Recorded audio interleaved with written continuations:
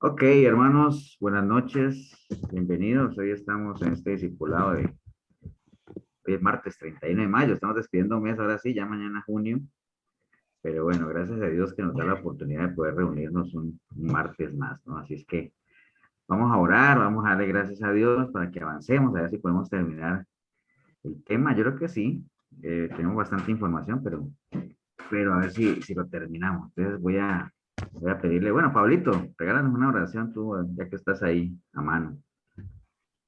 Amén, amén. Bueno, nos ponemos vamos a orar al Señor para darle gracias por esta noche. Dale gracias porque podemos reunirnos para estudiar su palabra. Queremos estar con un corazón abierto a tus enseñanzas para poderlas entender, para poderlas aplicar en nuestra vida, para poder ser luz en medio de tanta oscuridad. Ponemos en tus manos el pastor y la pastora Milena, para que y a los hermanos también, para que todo lo que se hable sea de tu palabra y sea de edificación. Gracias por estos momentos. Nos gozamos estudiando tu palabra, Señor. Te damos toda la gloria y toda la alabanza. Te pedimos, por favor, nos des sabiduría, nos des entendimiento, nos des discernimiento para estos tiempos tan difíciles y que podamos ayudar a otras personas para que lleguen y busquen tus caminos. Gracias, Señor. Ponemos en tu mano las necesidades en Cristo de nuestros hermanos que están conectados, los hermanos de la iglesia y todos nuestros hermanos en Cristo, y que las personas que no te conocen en algún momento puedan llegar a buscarte, a tener conciencia de tu presencia. Gracias, Señor. Amén. Amén, Pablito. Gracias, Gracias. Pablito. Bien, voy a quitar la cámara de una vez. Bien, como les decía ahorita, bueno, varias veces hemos comentado, hermanos, sobre el tema bueno, el discipulado que llevamos nosotros los martes. Ya saben que nosotros tratamos de intercalar algunos temas. Algunos temas son, digamos, como que van consecutivos. Por ejemplo, hace 8 días estamos viendo el profeta menor que Joel. Hoy vamos a ver otro tema que no tiene nada que ver con los profetas menores. Probablemente dentro de 8 días retomemos algún profeta menor. Después retomamos algo de los principios, que todavía tengo esa tarea de repartirles a algunos de ustedes para que también es bueno que escuchen diferentes voces, y no solamente que escuchen diferentes voces, sino que uno de los objetivos del discipulado precisamente es formarnos, ¿no? O sea, que cada uno de nosotros esté en capacidad de discipular en cualquier tema. Por eso tratamos de abarcar diferentes temas, diferentes doctrinas, temas que en la calle nos puedan salir, o alguien que nos haga una pregunta sobre algún tema en particular. Deberíamos nosotros estar en capacidad de responderlo, ¿no? O por lo menos tener las bases doctrinales para abordar cualquier tema, cualquier tema. Hoy vamos a estar viendo el tema de los pactos, o sea, los pactos, qué dice la Biblia sobre los pactos, si se puede pactar o no, o sea, porque eso es parte de las doctrinas que se mueven en las iglesias, ¿no? O sea, el tema de los pactos ha tomado un auge impresionante, tremendo, ¿no? Pero vamos a estar, ahorita estaba escuchando yo la canción dije, voy a escuchar la canción de Marcos Witt de Dios de Pactos, ¿se acuerda? Para verla desde otra óptica, a ver qué decía. No, no, realmente estaba sanita la letra. Sí la hemos cantado y todo eso, pero eso era cuando Marcos Witt era sanito, ¿no? Pero bueno, voy a compartirles entonces la pantalla para que arranquemos. Y bueno, ustedes me dicen si la ven, ¿no? ¿Si la ven o no? Amén, amén. Ok, Sí, bueno, señor. acuerden que cuando ustedes vean a lo largo del documento alguna rayita por ahí, es porque hay una pregunta para ustedes, ¿no? Entonces, o para ustedes, ¿no? Para que entre todos la hagamos. Entonces, vamos a estar hablando de los pactos. Los pactos, si ustedes, bueno, los que nos han acompañado los últimos domingos o han visto las prédicas de algunos domingos anteriores, hemos estado agarrando algunos temas que yo en su momento les dije que eran temas controversiales, ¿no? Ustedes saben que una controversia es una variedad de opiniones sobre un mismo tema, ¿no? Un tema es controversial cuando sobre el mismo tema se generan varias opiniones, algunas que son algunas antagónicas, algunas pueden que vayan en la misma dirección. Hablamos, por ejemplo, de los pecados de muerte, hablamos de el mover del espíritu en algún momento también, ¿se acuerdan? Estamos hablando de los domingos en la prédica, ¿no? Pero bueno, este tema de los pactos es un tema también controversial, ¿no? O sea, genera su opinión, ¿no? Y no faltará la gente que sí cree en ellos, para los cuales ni siquiera es válido que uno le dé razones bíblicas para no creer en eso, porque ya lo tildan a uno de todo, ¿no? O sea, por ejemplo, yo en la prédica que hicimos nosotros de los pecados de muerte, no falta el que lo critica, el que critica la enseñanza y no crea que realmente dentro de una persona pueden haber dos naturalezas, ¿no? O sea, una naturaleza caída y otra naturaleza, digamos, de una nueva criatura. Entonces, hay gente que no cree en eso, entonces descalifica la enseñanza. Por ejemplo, el día que hablamos ¿de qué fue que hablamos la última vez? No me acuerdo. Eh, no me acuerdo si fue de los pecados de muerte. Bueno, alguna doctrina de esas que la gente comenzó a decir. El atar y Ah, bueno, desatar. sí que estábamos hablando de atar y desatar, entonces la gente decía que esos son temas chatarra, ¿no? O sea, sí, si uno ya tiende a calificar algo así como eso, imagine que alguien diga, eso es un tema chatarra, ¿por qué no hablan mejor de profecías? Ya, pues, ya sabemos qué es lo que a esas personas les interesa, ¿no? Entonces son temas controversiales, son temas que si a la gente cree en eso, pues le hieren digamos, su doctrina, digamos, recuerden que no es un secreto que tratar de explicarle algo a alguien que está adoctrinado es mucho más difícil que a alguien que viene en cero, ¿no? O sea, usted agarra alguien que viene del mundo, que se arrepiente y usted comienza a enseñarle y es facilísimo. No facilísimo, pero sí es muy sencillo empezar a enseñarle sobre los evangelios. Pero ya cuando uno ya tiene cierto bagaje, y no es que ustedes estén mal doctrinados, pero como la mayoría de los que estamos aquí ya llevamos tiempo escuchando palabra, entonces, pues uno también tiene que ser selectivo con temas que ve, ¿no? Entonces, o con temas que vemos aquí en este discipulado. Entonces, la invitación siempre es a que escudriñemos, vayamos más a fondo de lo que podría ir un domingo en una prédica normal, ¿no? Entonces, es un tema controversial. ¿Y por qué controversial? Porque está muy arraigado en las iglesias, o sea, en casi la mayoría de las iglesias se habla de pactos y todo eso. Y no solamente que se hable de pactos, sino que son pactos asociados a dinero. Todo. O sea, si a usted le hablan de pactar, inmediatamente suena la registración. Hay dos temas que están asociados al dinero así, pero de manera natural, ¿no? Uno de ellos les acabo de decir que es el pacto. ¿Y cuál es el otro? Por ejemplo, yo le hablo a ustedes de pacto, pacte con Dios, y inmediatamente la gente se imagina el dinero de una, ¿no? ¿Cuál es el otro tema que ustedes creen que cuando uno lo menciona, inmediatamente la gente se piensa en dinero? Hablando de todas esas enseñanzas y La doctrinas. prosperidad. Prosperidad. El tema de la Prosperidad. prosperidad, ¿no? Que de hecho, bueno, ya está, es la respuesta que está diciendo esa rayita, ¿no?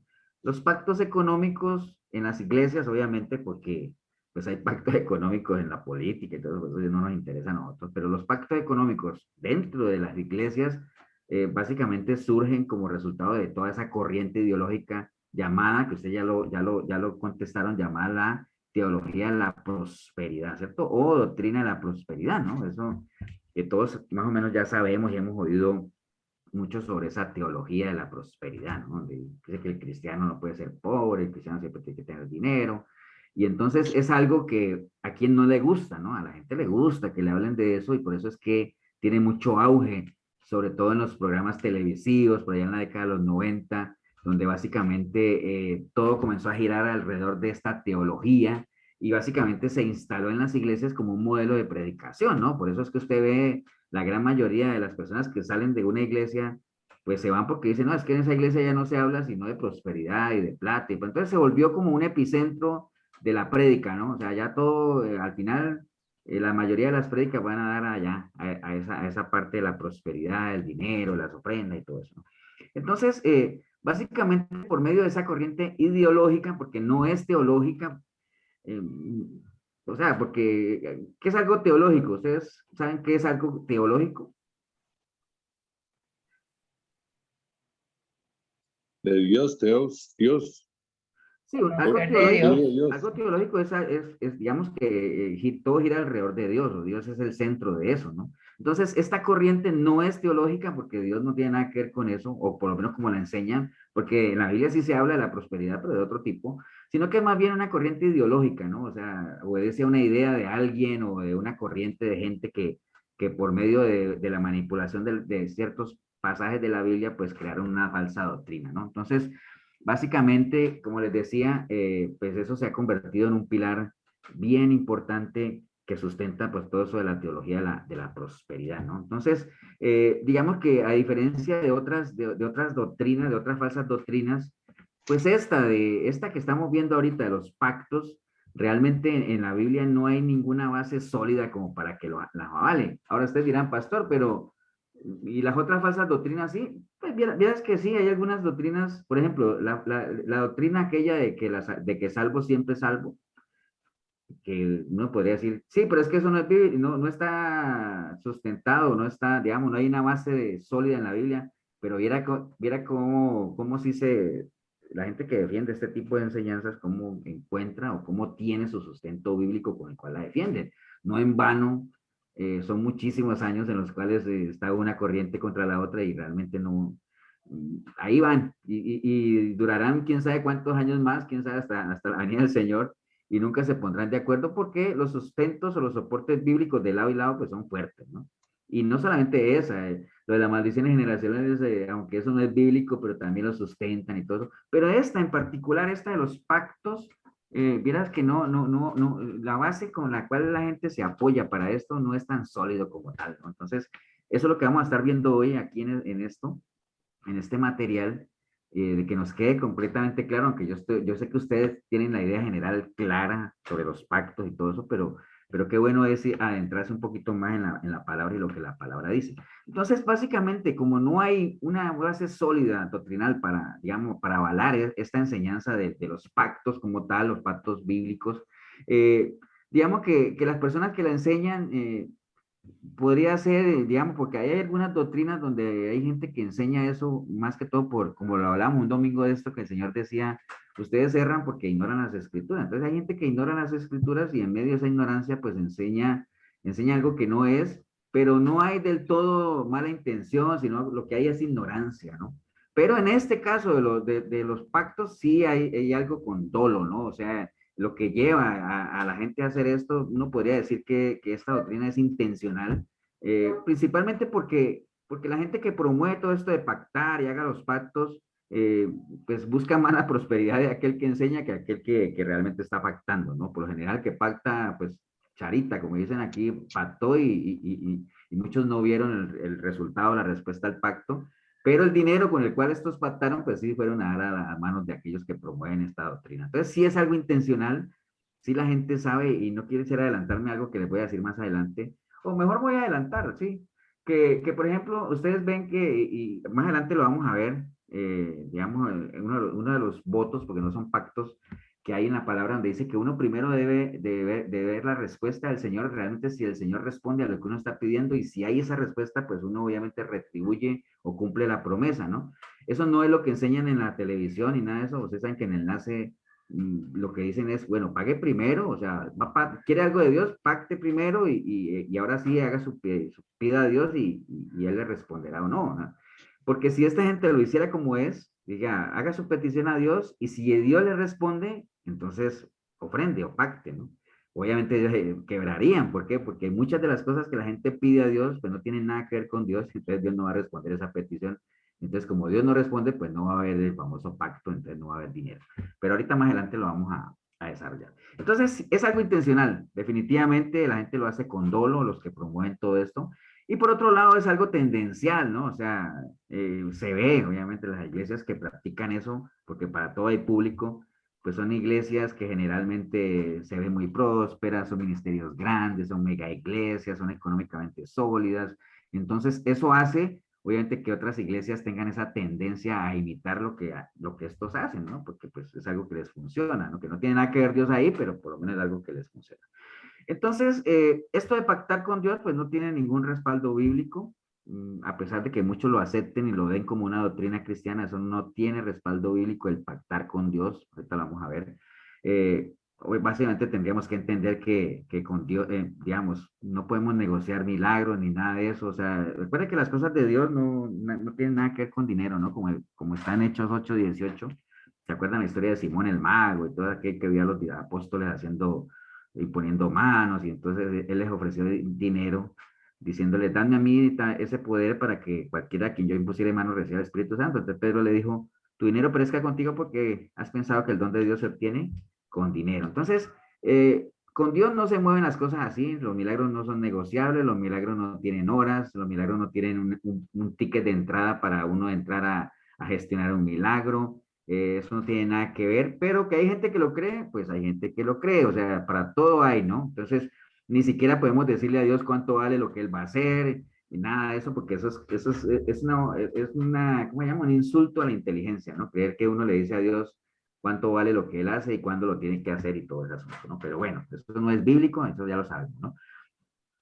Pero bueno, yo les dije ahí que no tiene respaldo bíblico, pero aquí yo les decía una pregunta de que si los pactos son bíblicos. Ya sabemos que los pactos no tienen respaldo bíblico, pero ¿son bíblicos sí o no?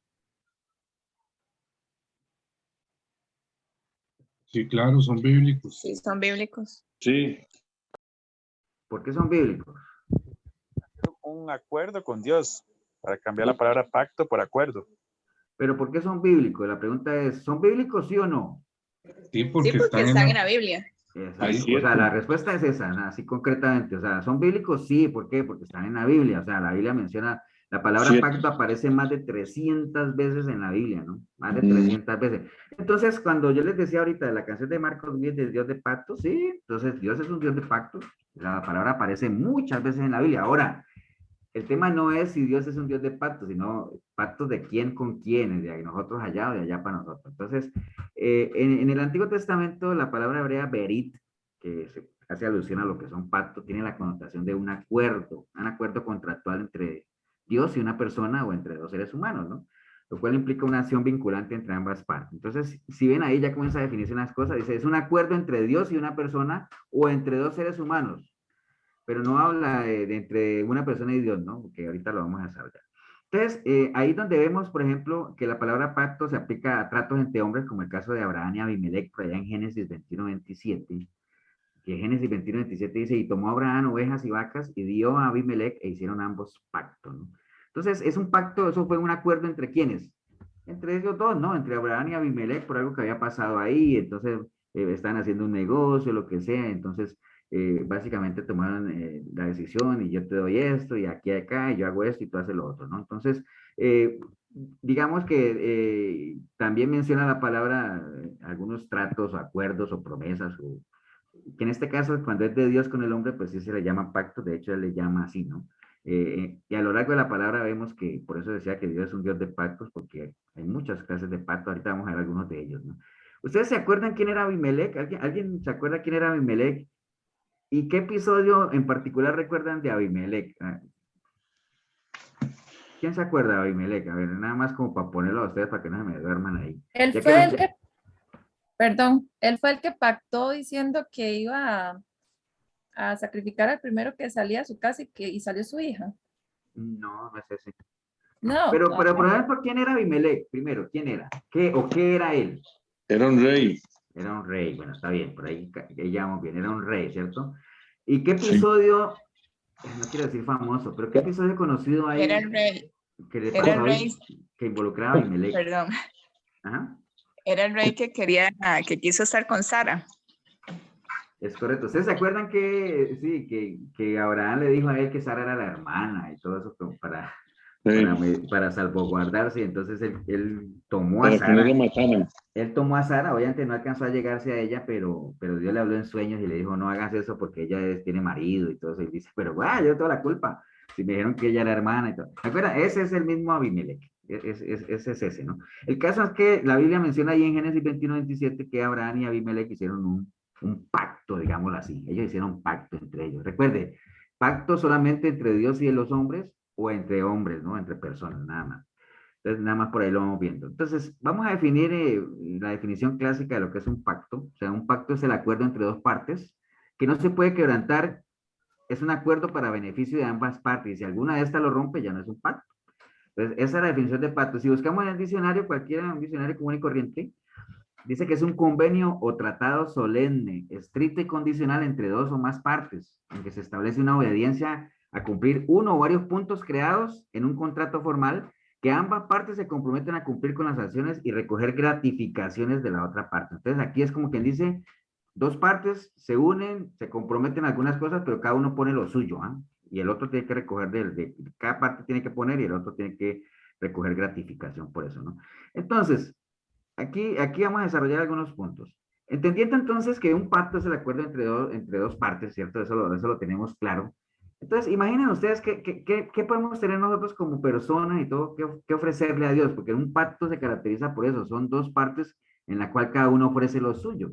¿Qué tendríamos nosotros para ofrecerle a Dios? O sea, si Dios obviamente es el dueño de absolutamente todo, nosotros no tenemos la capacidad de pactar con Dios, no tenemos nada que ofrecerle que Él no tenga, ¿no? O sea, Él tiene mucho que ofrecernos a nosotros y que darnos, pues, pero nosotros no tenemos absolutamente nada que ofrecerle, digámoslo, al Señor. Ahora ustedes dirán, pastor, pero después podemos ofrecerle nuestra vida, sí, pero es que digamos, eso es, y aparte de eso, digamos, en cuanto a un pacto contractual o algo así, ¿qué más podríamos dar? No, no tenemos definitivamente la capacidad ni de igualarnos al nivel de Dios como para decirle, bueno, pon tu parte, pon tus 50, yo pongo mis 50 y hagamos un pacto, ¿no? No tenemos, o sea, realmente. Entonces, por eso es que los pactos siempre vienen de Dios hacia el hombre, más no del hombre hacia Dios, porque nosotros no podríamos unilateralmente pactar con Él ni obligar a que Él cumpla la parte de que nosotros como contraparte decimos que Él tiene que cumplir. O sea, que es lo que se enseña ahorita, ¿no? O sea, pague usted el pacto y Dios se va a ver obligado a hacer lo que usted está pactando. Eso no, es antibíblico, es una farsa, eso realmente no tiene ningún sustento, ¿no? Porque nosotros no tenemos nada que dar que obligue a Dios a hacer lo que nosotros queremos que Él haga, ¿no? Eso es un insulto, realmente, que es lo mismo de declarar y todo ese asunto, todas esas doctrinas que van por ese lado, o sea, no podemos unilateralmente pactar con el Señor, o sea, ni obligarlo a que Él haga nada a lo cual Él no quiera hacer. Entonces, eso lo tenemos que tener completamente claro. Los pactos no son unilaterales, los pactos son entre dos partes que se reúnen y acuerdan, ¿no? Y lo que vemos en la televisión y todo eso, pues Dios no tiene nada que ver ahí, Dios no está metido en eso, ¿no? Entonces simplemente la gente está pidiendo y pagando para que Dios haga aquello por lo que están pidiendo y Dios no tiene ninguna participación. Si no hay dos partes, no es un pacto, ¿no? No hay nada unilateral, ¿no? Entonces, el hombre solo puede pactar con sus semejantes, o sea, con aquellos que son iguales a nosotros. Eso es, por ejemplo, el matrimonio. Un hombre y una mujer, que son dos personas con igualdad de derecho y todo eso, pueden por medio de un acuerdo bilateral, obviamente, donde cada uno se compromete a dar lo suyo y obviamente se realiza, porque es un contrato, a la larga un matrimonio es un contrato civil que se firma y digamos que uno lo formaliza de manera espiritual delante de Dios, pero no es un pacto que se haga con Dios, ¿no? Sino que lo hacemos, es un pacto entre dos personas delante o poniendo a Dios como testigo, ¿no? Pero no es un pacto con Dios. Entonces, por ejemplo, habían acuerdos entre reyes también, como ¿se acuerdan que Salomón se casó con la hija del faraón precisamente para hacer pacto de alianza y paz entre las naciones y todo eso, pero básicamente era entre personas, ¿no? Dios ahí no tiene nada que... Entonces, tenemos que tener en cuenta que solo Dios puede hacer pacto con el hombre. Recuerden nada más generalmente cuando Dios hacía pacto con el hombre, pues él comprometía, digámoslo, por medio de su palabra y su fidelidad, a hacer lo suyo, a hacer su parte, ¿no? Por ejemplo, Génesis 17:1 dice que era Abraham de la edad de 99 años cuando le apareció Jehová y le dijo, yo soy el Dios Todopoderoso, anda delante de mí, sé perfecto y pondré mi pacto entre mí y ti, te multiplicaré en gran manera, ¿no? Entonces, fue una iniciativa que Dios tomó. O sea, no es que Dios le llamó a Abraham y le dijo, ven, conversemos, vámonos de acuerdo, mira que yo tengo pensado esto, ¿tú qué piensas? No. Ahí Dios tomó la iniciativa y Dios fue el que estableció el pacto y nada más, ni siquiera dijo a Abraham, le dijo a Abraham, bueno, pero júrame aquí que vas a cumplir lo que yo te digo, nada de eso, ¿no? Ni que Abraham fue el que le solicitó, le dijo, ay Señor, o sea, hazme a mí cabeza de muchas naciones. No, Abraham no pidió nada, o sea, simplemente el Señor lo estableció, lo ordenó, lo escogió y le dijo que era lo que iba a hacer y él fue el que tomó la iniciativa, ¿no? Eh, y básicamente le dijo que era lo que iba a hacer, que lo iba a bendecir, que lo iba a acompañar y al final juró por él mismo, porque acuérdense que en esos tiempos se usaba el jurar, pero por algo superior, ¿no? Pero no habiendo nada más superior que Dios, pues él juró por él mismo, ¿no? Ni siquiera le preguntó, como le decía, si aceptaba o no, sino simplemente a Abraham, por eso es que se le llama el padre de la fe, ¿no? O sea, en obediencia hizo lo que Dios le dijo que hiciera y básicamente eso es, ¿no? Que es lo que lo que nos toca a nosotros, básicamente como cristianos, como creyentes, es cuestión de fe el tema, ¿no? Es obedecer y confiar lo que ya Dios nos estableció por medio de su palabra y las promesas que tiene para cada uno de sus hijos, ¿no? Eso es lo que nos toca a nosotros por nuestra parte y no estar exigiendo o pidiendo cosas para las cuales Dios no se ha comprometido, ¿no? Ya lo que Dios nos prometió está escrito y lo único que nos toca a nosotros es al estilo de Abraham, escuchar, obedecer y confiar, nada más, ¿no?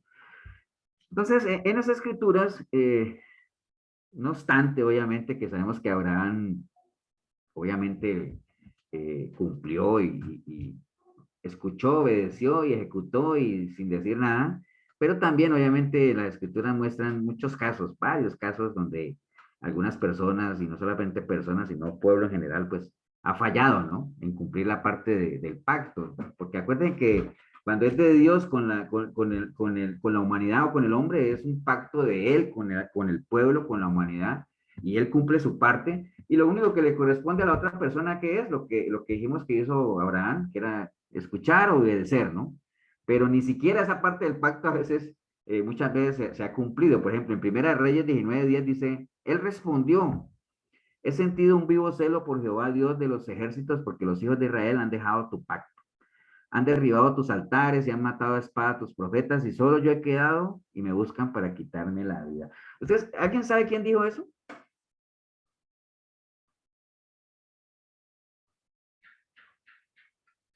¿A quién les suena que dijo eso?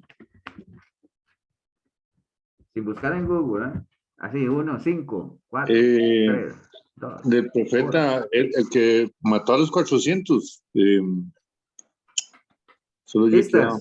Profeta, mató 400, salió huyendo porque lo amenazaron. Elías. Se deprimió. Elías. Elías, sí.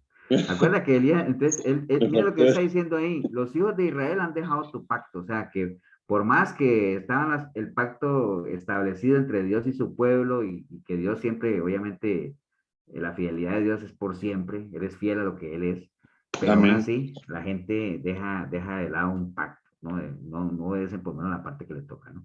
Entonces, hay varios ejemplos, muchísimos ejemplos, ¿no? En el pasado Israel se comprometió, obviamente, firmemente, como cuando alguien hace promesas, ¿no? Pues mire, por ejemplo, en el libro de Josué. ¿Ustedes se acuerdan que en el libro de Josué, varias veces lo hemos dicho ahí, Josué es un ejemplo claro, digámoslo ahí, de cuando el pueblo caminaba en obediencia y vemos ahí el ejemplo de Jericó y todo ese asunto.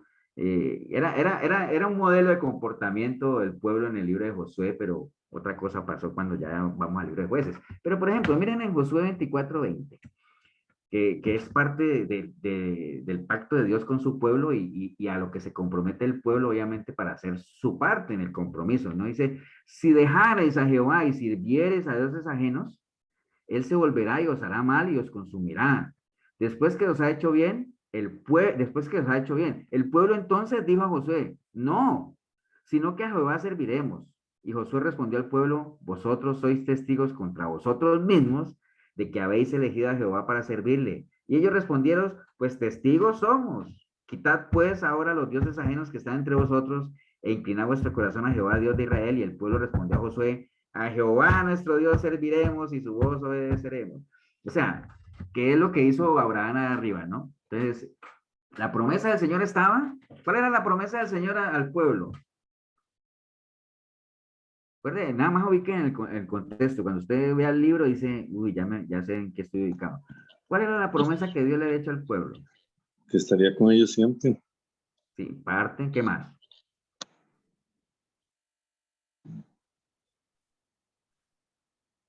Sí, la principal es esa, ¿no? No le dejaría Ustedes serán mal. mi pueblo y yo seré su Dios. Pero, por ejemplo, cuando hablamos del libro de Josué, ¿en qué se imaginan del pueblo? ¿Cómo se imaginan del pueblo? Por ejemplo, yo les digo a ustedes el libro de Génesis, ustedes se imaginan la creación y todo eso, ¿cierto? Si yo les digo el libro de Éxodo, ustedes se imaginan, oh, la gente saliendo de Egipto y todo. Y si yo les digo el libro de Josué, ¿cómo se imaginan al pueblo? De Josué era cuando ya entraron a la tierra prometida. ¿Ya?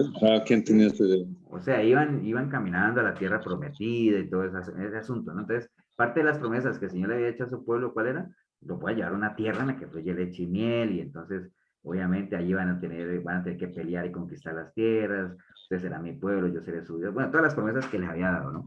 Y entonces viene la advertencia, pero si dejan a Jehová y ya saben lo que les va a pasar, y entonces el pueblo dijo, pues no lo vamos a dejar, acuerda, lo mismo que dijo Pedro al Señor cuando le dijo, Señor, si es por si me toca morir por ti, muero. ¿Me entiendes? Esa fue promesa que hizo Pedro al Señor, pero ya sabemos todo lo que pasó. El caso es que esto fue lo que la gente prometió, comprometió su palabra de que iban a cumplir su parte del pacto, ¿no? Porque ya Dios les había dicho cuál era la promesa y qué era lo que él les prometía y que él lo iba a cumplir porque él lo cumple. Y el pueblo lo único que tenía que hacer, ¿cuál era esa? Escuchar, obedecer, servir al Señor, ¿no? Pero bueno, más adelante vemos en Jueces 2.11 que dice en Jueces 2.11, después los hijos de Israel hicieron lo malo ante los ojos de Jehová y sirvieron a los Baales.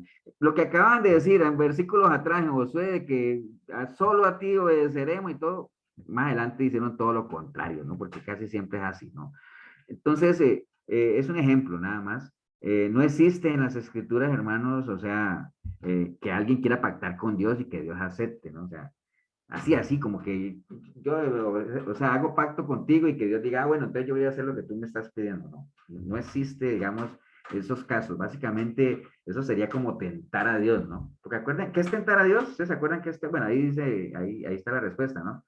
Tentar a Dios es poner a Dios ¿a qué? A prueba. Ponerlo a... ¿Sí están ahí, hermanos? Porque ahí está la A respuesta. prueba. A prueba. Ahí está la respuesta, ¿no? Ponerlo a prueba, ¿no? Bueno, yo espero que estén ahí, ¿no? Estén siguiendo el hilo, ¿no? Sí, amén. Aquí estamos. Tentar a Dios es ponerlo a prueba, ¿no? Recuerden, básicamente eso, y en Mateo 4.7, la Biblia enseña que está prohibido tentar a Dios. ¿Qué dice Mateo 4.7? ¿Qué se imaginan que dice 4.7 ligado a esto de que no se puede tentar a Dios? ¿O quién dijo algo en Mateo 4.7 ligado a este tema? ¿Qué les suena?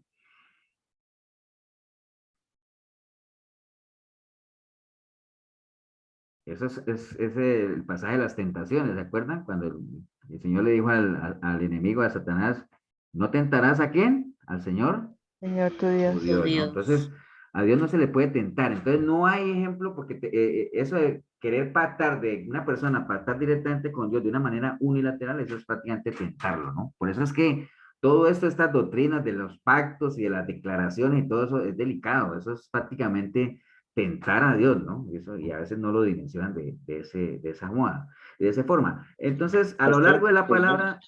¿Perdón? Pastor, Sí. perdón que lo interrumpa. También tientan al decir que el Espíritu Santo va a estar aquí en estos momentos haciendo milagros también, ¿verdad? Sí, es lo mismo, o sea, digamos, porque cuando uno dice, por ejemplo, cuando sale eso de Noche de Milagros, ¿no? Este jueves a las 8 de la noche, Noche de Milagros, eso es prácticamente tentar a Dios, o sea, es como ponerle, y a veces cobran hasta la entrada, ¿no?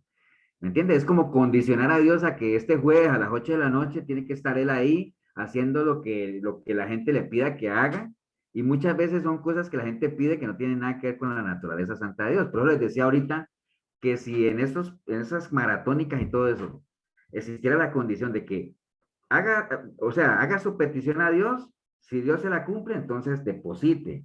Si ese fuera el mecanismo, pues esa gente quebraría, porque la mayoría de lo que la gente pide no tiene nada que ver con Dios. Acuérdate que la gente pide y no recibe porque pide más, porque pide para los... La mayoría de las cosas que la gente pide no tienen nada que ver con la naturaleza de Dios, entonces Dios no la va a cumplir, y si no la cumple no hay depósito. Y si no hay depósito, pues hay quiebra. Entonces, entonces por eso es que lo hacen al revés. Pague primero. Y si Dios se lo da, pues qué bueno. Y si no, falta de fe. Entonces, bueno, entonces no existe en la escritura realmente alguien que quiera pactar con Dios, porque eso básicamente Dios a lo largo de la escritura, a lo largo de la historia, ha dado muestras más que suficientes de su gran fidelidad y de que Él cumple lo que promete, ¿no? Entonces, por lo tanto, Él no necesita probarle nada a nadie, ¿no? Pero bueno, ¿de dónde surge todo eso? Ustedes saben que las falsas doctrinas surgen de la misma palabra, ¿no? Entonces, hay muchos versículos que los distorsionan, pero básicamente hay uno que agarran mucho, que es este pasaje de Génesis 28:20. Génesis 28:20 que dice la palabra así: e hizo Jacob voto diciendo, si fuere Dios conmigo y me guardare en este viaje en que voy, y me diere pan para comer y vestido para vestir, y si volviere en paz a casa de mi padre, Jehová entonces será mi Dios, y esta piedra que he puesto por señal será casa de Dios, y de todo lo que me dieres, el diezmo apartaré para ti. Entonces, agarran estos versículos para decir, vean, si se puede hacer pacto con Dios, pero hay que darle el 10% y todo ese asunto, y una cantidad de cosas, pero acuerden que cuando es de una persona con Dios, eso no es un pacto, ¿no? Como tal, y por eso él mismo lo dice aquí, Y dice que ¿eso qué fue? Eso no, es una promesa o un voto que le llaman, ¿no? Hizo voto, hizo promesa, ¿no? Entonces, de este pasaje hay varias cosas que nosotros podemos sacar que vamos a estar viendo. Lo primero, obviamente, es que no se trata de un pacto, sino de un voto. O sea, aquí no hay un pacto, ¿no? Acuérdense que los pactos o son entre personas, pero si involucran a Dios, tienen que ser de Dios conmigo, ¿no? No, no mío con... Aquí no está diciendo Dios que va a hacer nada. Ustedes ven ahí que Dios diga que va a hacer algo, él no dice nada. Simplemente Jacob que dice, si Dios fuere conmigo, o sea, si fuere, no es que dice, Dios va a ir conmigo, que lo hay poner, no, si fuere, puede ser que sí, puede ser que no. Si Dios fuere conmigo y me guardare, mire los verbos como están conjugados, ¿no? Si fuere, si me guardara en este viaje y si me diere pan para comer y si volviere en paz a casa de mi padre, entonces Jehová será mi Dios, está en futuro ya, ¿no? Será mi Dios y entonces voy a cumplir la parte de la promesa. Entonces no se trata de un pacto, sino de un voto, una promesa, ¿no? Ahora, todos sabemos que Dios tenía un propósito con Jacob, ¿no? Obviamente, y él sabía el propósito que tenía para con Jacob.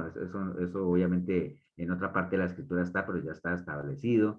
Allá en el Antiguo Oriente era muy común hacer promesas, hacer votos como las hay acá, ¿no? Acá. Lo que pasa es que allá cuando se hacían votos o promesas, pues la gente por lo general las cumplía, ¿no? Pero por acá en estos países uno promete hasta de todo y ni nos metamos en política, pues ni para qué nos metemos por ahí, ¿no? Entonces, básicamente, acá las conocemos como promesas, pero allá las conocían como votos, ¿no? Entonces, bueno, tampoco encontramos en la escritura que los pactos con Dios o el pacto de Dios con su pueblo o inclusive votos tengan que ver con dinero, ¿no? O sea, yo no sé de dónde han sacado que cuando uno habla pacto inmediatamente viene dinero como tal, ¿no?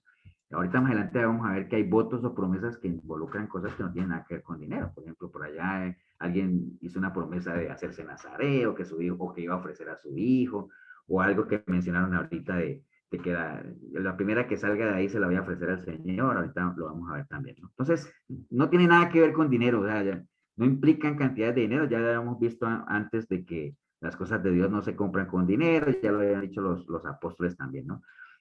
Ahora, después del nuevo pacto, obviamente en el Nuevo Testamento, con la venida de Jesucristo y todo eso, pues no hay necesidad para nosotros acceder a las promesas del Señor, no hay necesidad de hacer transacciones monetarias, ¿no? Eso, yo no sé, la gente con un poquito de palabra nada más uno sabría que no necesitamos, o sea, pagar por cosas y ya el pacto se hizo con base en la sangre preciosa del Señor derramada en la cruz, o sea, ese fue el precio, ¿no? El precio fue un precio de sangre, ¿no? No hay dinero de por medio, ¿no? De hecho, eso estaba profetizado en Jeremías 31, cuando dice aquí que vienen días, dice Jehová, en los cuales haré un nuevo pacto con la casa de Israel y con la casa de Judá. Ya todos sabemos cuál es el nuevo pacto, ¿no? El nuevo pacto con la venida de nuestro Señor Jesucristo, y obviamente nos movemos con unas condiciones totalmente diferentes siendo parte de la iglesia de Él, ¿no?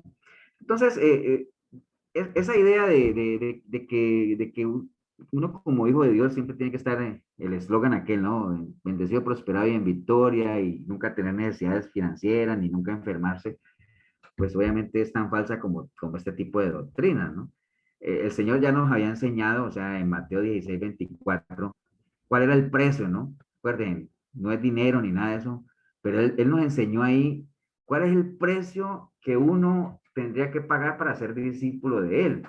Mateo 16:24, Él lo dijo, hay dos cosas que Él lo dijo, ¿no? Ustedes quieren ser discípulos míos, tienen que hacer esto y tienen que hacer lo otro.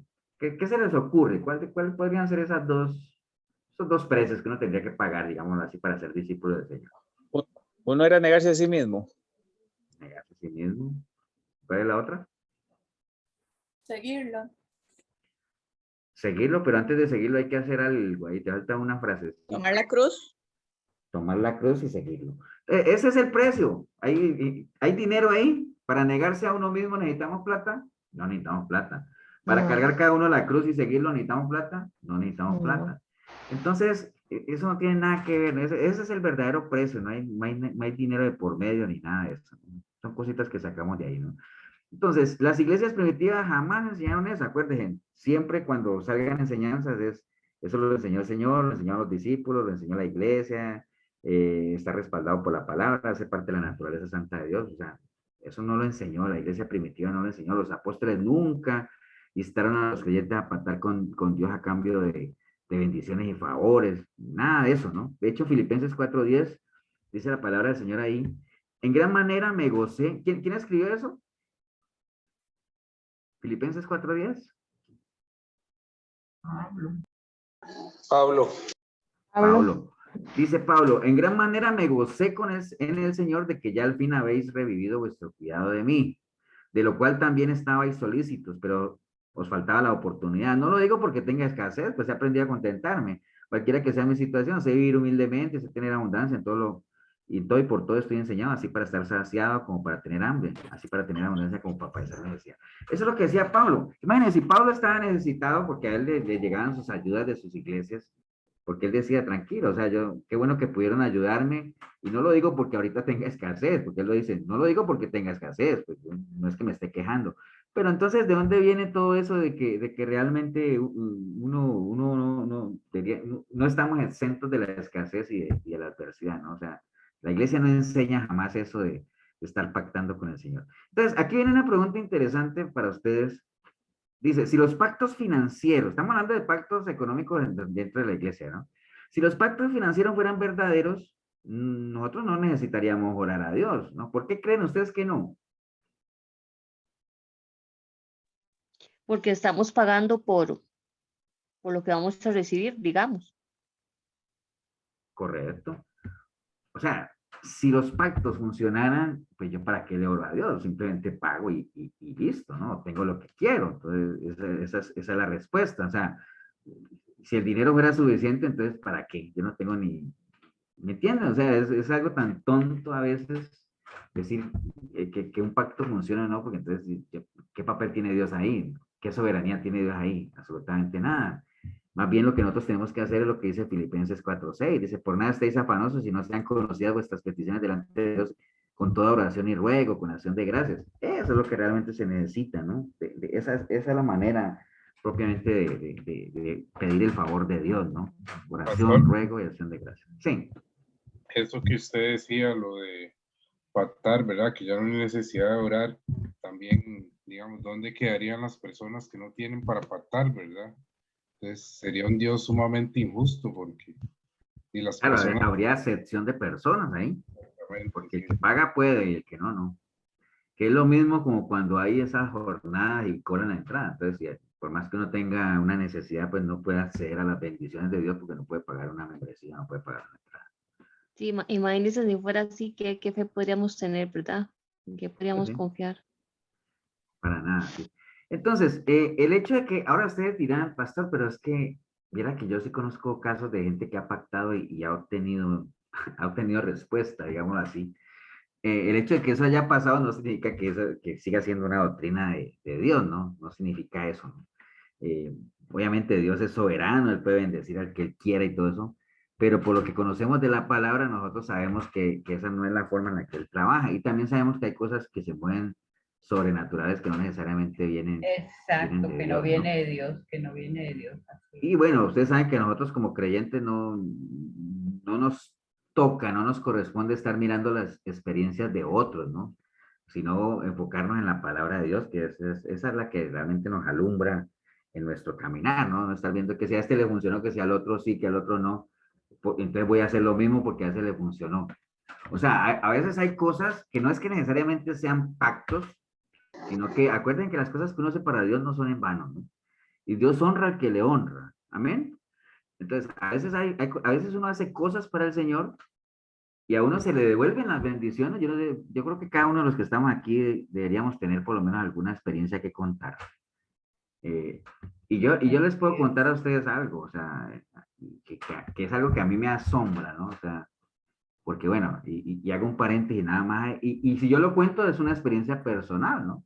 ¿Acuerdan alguna vez que el pastor nos contaba, el pastor Tío nos contaba que él había puesto una buceta y que, no sé si ustedes escucharon esa historia alguna vez, pero por ejemplo, a mí me han pasado, y me ha pasado ya 2 veces, hace un tiempo, a veces uno está como alcanzado económicamente, y vieran ustedes que, no sé, una vez me entró un WhatsApp y era de Colombia, un número que yo no desconocía, entonces una señora que decía que sí, es que yo he visto sus prédicas y entonces Dios ha puesto en mi corazón bendecirlo, digámoslo así. Entonces Digo, bueno, pero de Colombia acá, como no puede ser un simple, no puede ser nada. Entonces yo le dije, bueno, lo único sería por Western Union y tal, tal. Y eso quedó así y se acabó el tema, ¿no? Al tiempo volvió a aparecer la señora, sí, pastor, qué pena que no he podido, tal, tal. Y el caso es que me hizo un giro y se desapareció el mapa. O sea, yo no volví a saber de la señora por más que estuvimos hablando y todo eso. Entonces uno dice, ¿de dónde sale eso? Ahora, ¿me entiende? Y no les estoy queriendo decir que si uno no ha pasado por una experiencia de esas, uno dice, ¿será que no tengo una relación con Dios? No, el trato de Dios es muy personal con cada uno de los que servimos. Cada uno de seguro tendrá su experiencia personal que contar, ¿no? En este caso hubo dinero de por medio, pero en otros casos puede haber salud, puede haber cosas oportunidades que se le presentan a uno en el ámbito laboral, le sale un negocio que uno no tenía considerado, tantas cosas que pueden salir que a lo mejor a uno le funciona y uno puede decir, pastor, pero es que eso, viera que yo, hay gente que puede decir, yo hice una ofrenda en la radio y viera que a mí se me volvió la bendición. Digo, bueno, no sé, Dios es soberano, pero no quiere decir que si a usted le funcionó, a la demás gente le funcione, ¿me entiendes? Eso es personal. Hay un principio en la iglesia también que manejamos que dice que las experiencias personales no se doctrinan, ¿no? O sea, yo no podría decirle, haga esto que a mí me funcionó. Eso no funciona, o sea, no funciona. Entonces, no estamos llamados a mirar las experiencias de los demás por más que le funcione y todo eso, sino a enfocarnos en lo que la palabra dice, qué es lo que la palabra enseña, ¿no? Qué es lo que Dios ha prometido por medio de su palabra.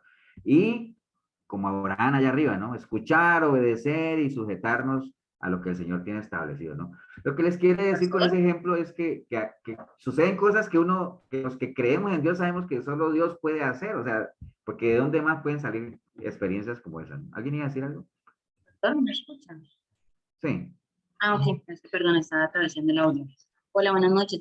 Una consulta, y en la parte de las experiencias, de no mirar las experiencias de los demás, indiferentemente si esa experiencia, no sé, inclusive la asocio con el nacer de nuevo, no sea algo económico, o sino que más bien sea una experiencia que esa persona llegó a Dios y que pueda ser más bien algo que sea ejemplo para los demás. Es que, digamos, si son, digamos, yo te hablo de, cuando digo de no mirar a los demás, estamos hablando de experiencias en cuanto a peticiones particulares que alguien haga, ¿no?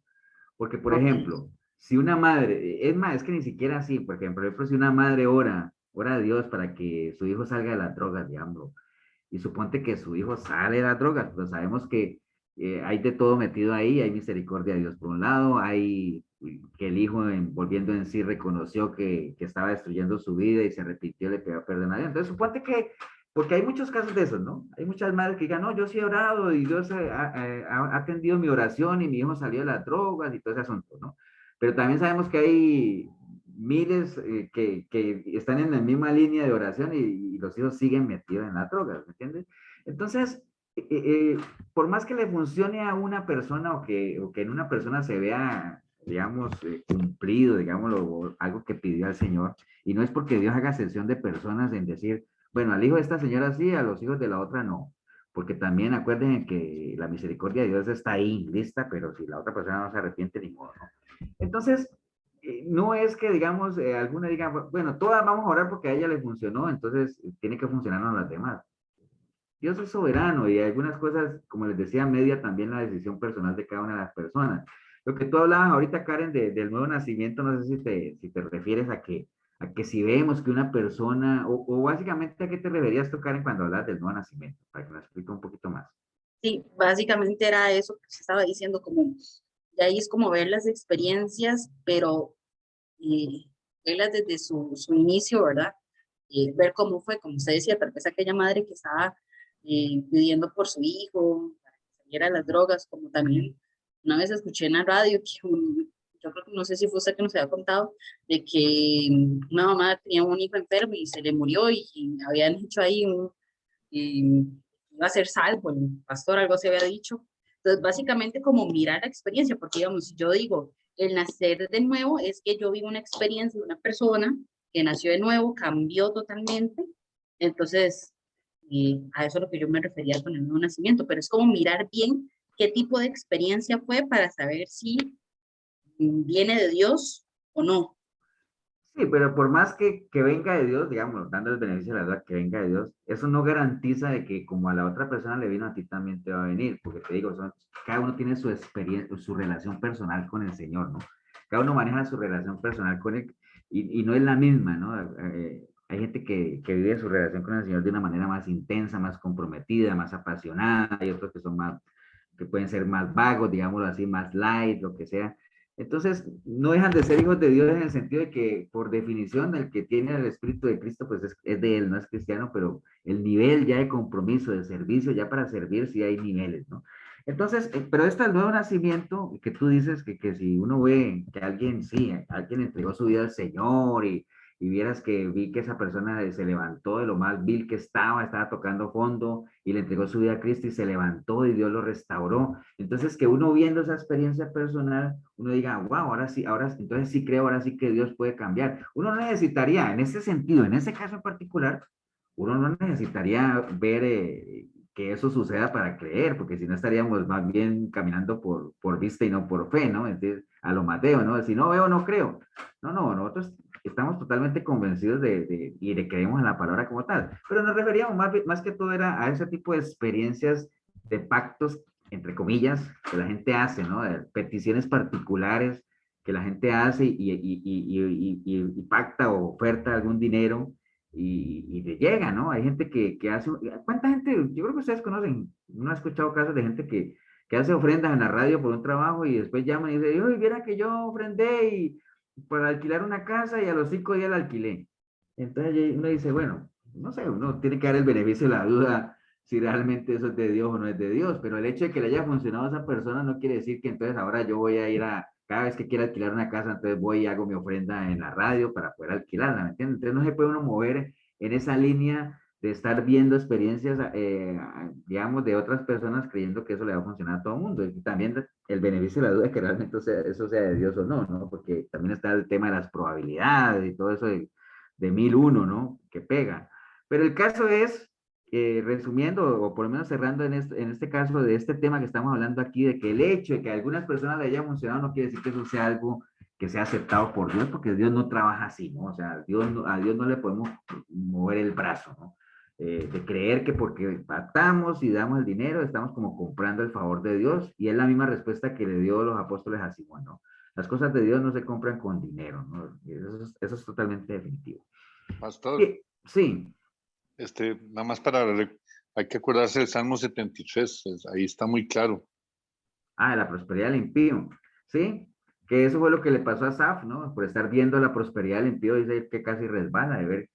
Y digamos, en la parte natural, a veces cuesta, ¿no? De que la gente, y uno mismo a veces, de decir, bueno, esa gente es gente totalmente apartada de Dios y les va bien económicamente y prosperan económicamente, que es lo que le pasaba a Asaf viendo la prosperidad del impío, decir, bueno, ¿de qué me sirve a mí tanto tiempo sirviendo al Señor si no, y siempre estoy aquí en adversidad? ¿Me entiendes? El tratar de pensar esas cosas, por eso es que nunca es un buen consejo estarse comparando con nadie, ¿no? Porque siempre va a haber alguien mejor que uno, con un matrimonio, entre comillas, más estable, un trabajo, entre comillas, más estable, una vida, entre comillas, más estable. Entonces, nunca es una buena idea compararse con nadie porque le pasa lo del salmista, ¿no? Por estar en esas casi resbalo, ¿no?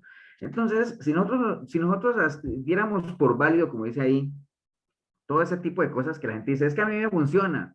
Pues imagine, uno tendría que básicamente dar por verdaderas todas las religiones que hay en el mundo, porque en todas se hacen milagros, ¿no? Y nosotros ya entendemos, bueno, que no son milagros, ¿no? Digamos, son señales, no lo llamamos milagros, sino prodigios y señales, ¿no? O sea, casi en todas las religiones, hasta en el satanismo se dan ese tipo de cosas, ¿no? Por eso es que el Señor decía, no todo el que viene a mí aquí a decirme Señor, entrará en el reino de Dios, pero Señor, hicimos milagros, hicimos prodigios, hicimos de todo, a la gente se le curó, la gente tuvo, sí, pero eso no era mío, ¿no? Entonces, por eso es que es peligroso creer que cada vez que alguien obtiene algo por lo cual pacta, entre comillas, atribuírselo al Señor, porque no tiene que tener el beneficio de la vida, decir, no, o sea, Dios no trabaja así, yo más bien me guío en lo que dice la palabra, en la forma en la que Dios trabaja. Ok, básicamente, ¿qué podríamos decir también de eso? Bueno, no es un secreto que la gente que promueve todo este tipo de enseñanza, pues están llenos de dinero, ¿no? O sea, esa gente es rica, multimillonaria y todo eso con el tema de los pactos y las maratónicas y todo eso, ¿no? Entonces, eso no es un secreto. Ok, entonces, en la Biblia aparecen diferentes tipos de pactos y también diferentes tipos de votos y promesas. Acuérdense, cuando es de Dios a los hombres, son pactos. Si es entre hombres, pueden ser pactos también, pero entre personas. Pero si es del hombre hacia Dios, eso no es pacto, eso es un voto, es una promesa, ¿no? Que son cosas muy diferentes. Entonces, en la Biblia hay varios tipos de pactos y generalmente se mencionan estos 7 tipos de pactos que hay. Por eso es que uno dice que Dios es un Dios de pactos, sí, a lo largo de la Biblia él ha hecho sus pactos. Si ustedes tienen la Biblia ahí, los que tengan Biblia, de una vez parquémonos ahí en el libro del Génesis y vamos a ir haciendo un recorrido rápido. Entonces, hay un primer pacto que se llama el pacto edénico, que fue el primer pacto que Dios hizo con el hombre, ¿no? Eso está en Génesis 1:28. Acuérdense que empezando con Génesis 1:28, cuando el Señor hizo la promesa a Adán y Eva y les dijo, en Génesis 1:28, y les dijo, fructificado y multiplicado, llenad la tierra, sojuzgadla y señorad en los peces del mar, en las aves de los cielos, en todas las bestias que se mueven sobre la faz de la tierra, y a toda la bestia y a todas las aves. Bueno, cuando les dio todo, ¿no? O sea, él había creado todo, y dice en el 31, y vio Dios que todo lo que había hecho, y aquí que era bueno en gran manera, y fue la tarde y la mañana al día. Entonces, eso está en Génesis 1:28, y después viene en Génesis 2:15, cuando ya obviamente les hace la advertencia, tomó pues Dios al hombre y lo puso en el huerto del Edén para que lo labrase y lo guardase, y mandó Jehová a Dios al hombre diciendo, de todo árbol del huerto podrás comer, pero ese es el árbol de la ciencia del bien y el mal no comerás. Entonces, ese fue el primer pacto de Dios, digamos, en este caso con Adán y Eva, ¿no? Básicamente les dio todo el paraíso, pero les hizo una restricción, ¿no? De ese árbol no van a comer. Entonces, venía la promesa del Señor. Aquí está todo para que lo sojuzguen, para que lo administren, para que lo disfruten, para que, bueno. Pero eso sí, hay una condición que es esta. Entonces, ¿qué era lo que tenía que hacer Adán y Eva? Pues simplemente, acuérdense nada más, siempre recuerden lo de Abraham, ¿no? Escuchar, obedecer y cumplir, ¿no? Eso era lo único que tenían que hacer, pues ya todos sabemos lo que pasó con Adán y Eva. Pero digamos que ese fue uno de los primeros pactos que el Señor hizo con la humanidad, en este caso con Adán y Eva, ¿no? Y cada uno de esos pactos tiene una señal, ¿no? En este caso de Adán y Eva, cuando ellos desobedecieron, acuérdense que ellos se escondieron y se pusieron hojas y al final el Señor los cubrió con pieles, ¿no? Entonces, la señal de ese pacto eran esas vestiduras de piel, que es la que nos recuerda el primer sacrificio, digamos así, que hubo que hacer para poder tratar de restaurar un poco lo que ellos habían hecho, ¿no? Y cubrirlos con esas pieles, ¿no? Entonces, ese es el pacto edénico. Después está el pacto noéico, que está en Génesis 9, que básicamente nos vamos más adelantito a Génesis 9 en el 11. Génesis 9:11, ¿se acuerdan, no? Que ya vino el diluvio y todo eso, entonces el Señor hizo pacto con ellos, y en Génesis 9:11 dice la palabra, estableceré mi pacto con vosotros y no exterminaré ya más toda carne con aguas de diluvio, ni habrá más diluvio para destruir la tierra. Y dijo Dios, esta es la señal del pacto que yo establezco entre mí y vosotros y todo ser viviente que está con vosotros. O sea, básicamente la promesa o el pacto que Dios hizo, en este caso con Noé y todo eso, de que ya no iba a volver a destruir más la humanidad. Y había algo que simbolizaba ese pacto, que era el arco iris, ¿se acuerdan? ¿No? Él comienza a hablar de mi arco, que aparecerá en las nubes, y cada vez que yo vea el arco me acordaré del pacto perpetuo entre Dios y todo ser viviente. Entonces, ese es el pacto noéico, el que Dios hizo con Noé, de que ya no iba a volver a destruir la humanidad, y la señal de ese pacto pues era el arco iris, ¿se acuerdan? ¿No? Después hay un tercer pacto, que es el pacto abrahámico. Está en Génesis 15, vamos, estamos recorriendo hacia adelante, ¿no? Génesis 15, 18, 21, dice, en aquel día Jehová hizo pacto con Abraham, diciendo, a tu descendencia daré esta tierra, desde el río de Egipto hasta el río grande, el río Éufrates, la tierra de los eneos, los eseos, bueno, todos los amorreos y cananeos y todo eso, ¿no? Ese es el pacto que Dios hizo con Abraham.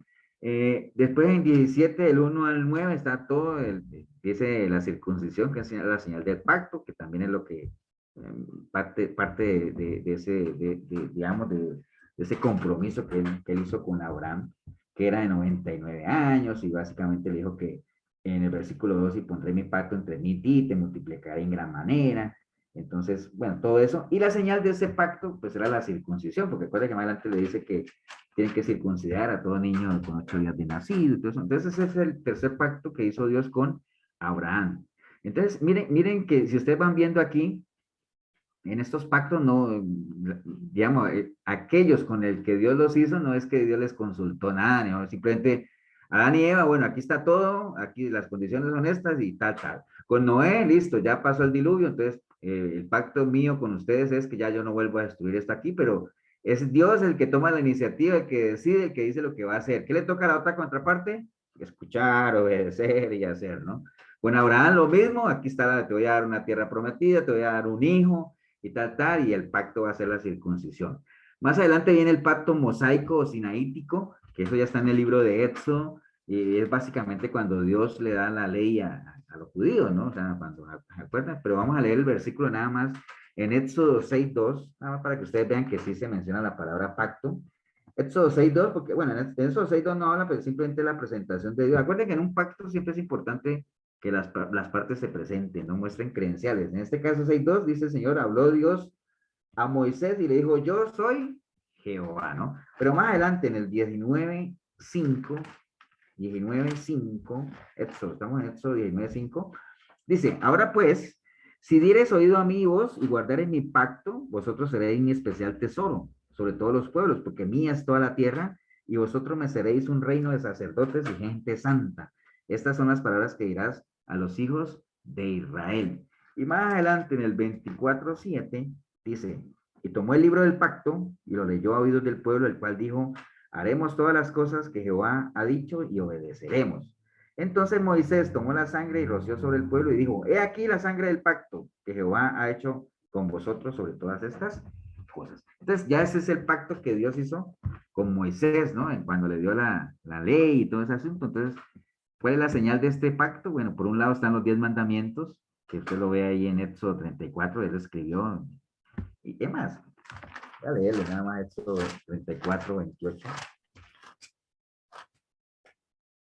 Por Éxodo ejemplo, 34:28. Y él estuvo allí con Jehová 40 días y 40 noches, no comió pan ni bebió agua y escribió en tablas las palabras del pacto, que son los 10 mandamientos. Entonces, esa es la señal de ese pacto mosaico. Y también más adelante, o más atrásito, en Éxodo 31:16, que dice, guardarán pues el día de reposo los hijos de Israel, celebrándolo por sus generaciones por pacto perpetuo. Entonces también el Shabbat o el día de reposo era una señal de ese pacto mosaico. Entonces, si ven, ese es el cuarto pacto, ¿no? Más adelante hay otro pacto, que es el pacto levítico, que está en Números 25:10. Básicamente, digamos, para no ir allá a los versículos, nada más se los cuento. Es el pacto que el Señor hizo donde establecía obviamente a la tribu de Leví para que fueran los que atendieran su, digamos, su templo y todo ese asunto, ¿no? Y ahí hablaba en Levítico 2:11. Déjenme venir a Levítico 2:11, entonces en una carrerita. O vamos todos, yo espero que todos estén yendo, haciendo este recorrido, ¿no? Levítico 2:11 habla, ninguna ofrenda que ofrecieres a Jehová será como levadura, porque de ninguna cosa leuda ni de ninguna miel se ha de quemar ofrenda para Jehová. Como ofrenda de primicia la ofreceréis a Jehová, mas no subirán sobre el altar con olor grato. Y sazonarás con sal toda ofrenda que presentes, y no harás que falte jamás de tu ofrenda la sal del pacto de tu Dios, en toda ofrenda tuya ofrecerás sal. Entonces la sal era como el símbolo de este pacto levítico, básicamente donde él ratificaba, y allá en Malaquías 2:4 lo ratifica también, el honor que se le dio a la tribu de Leví de servir en la casa del Señor. Eso fue un pacto que también el Señor hizo.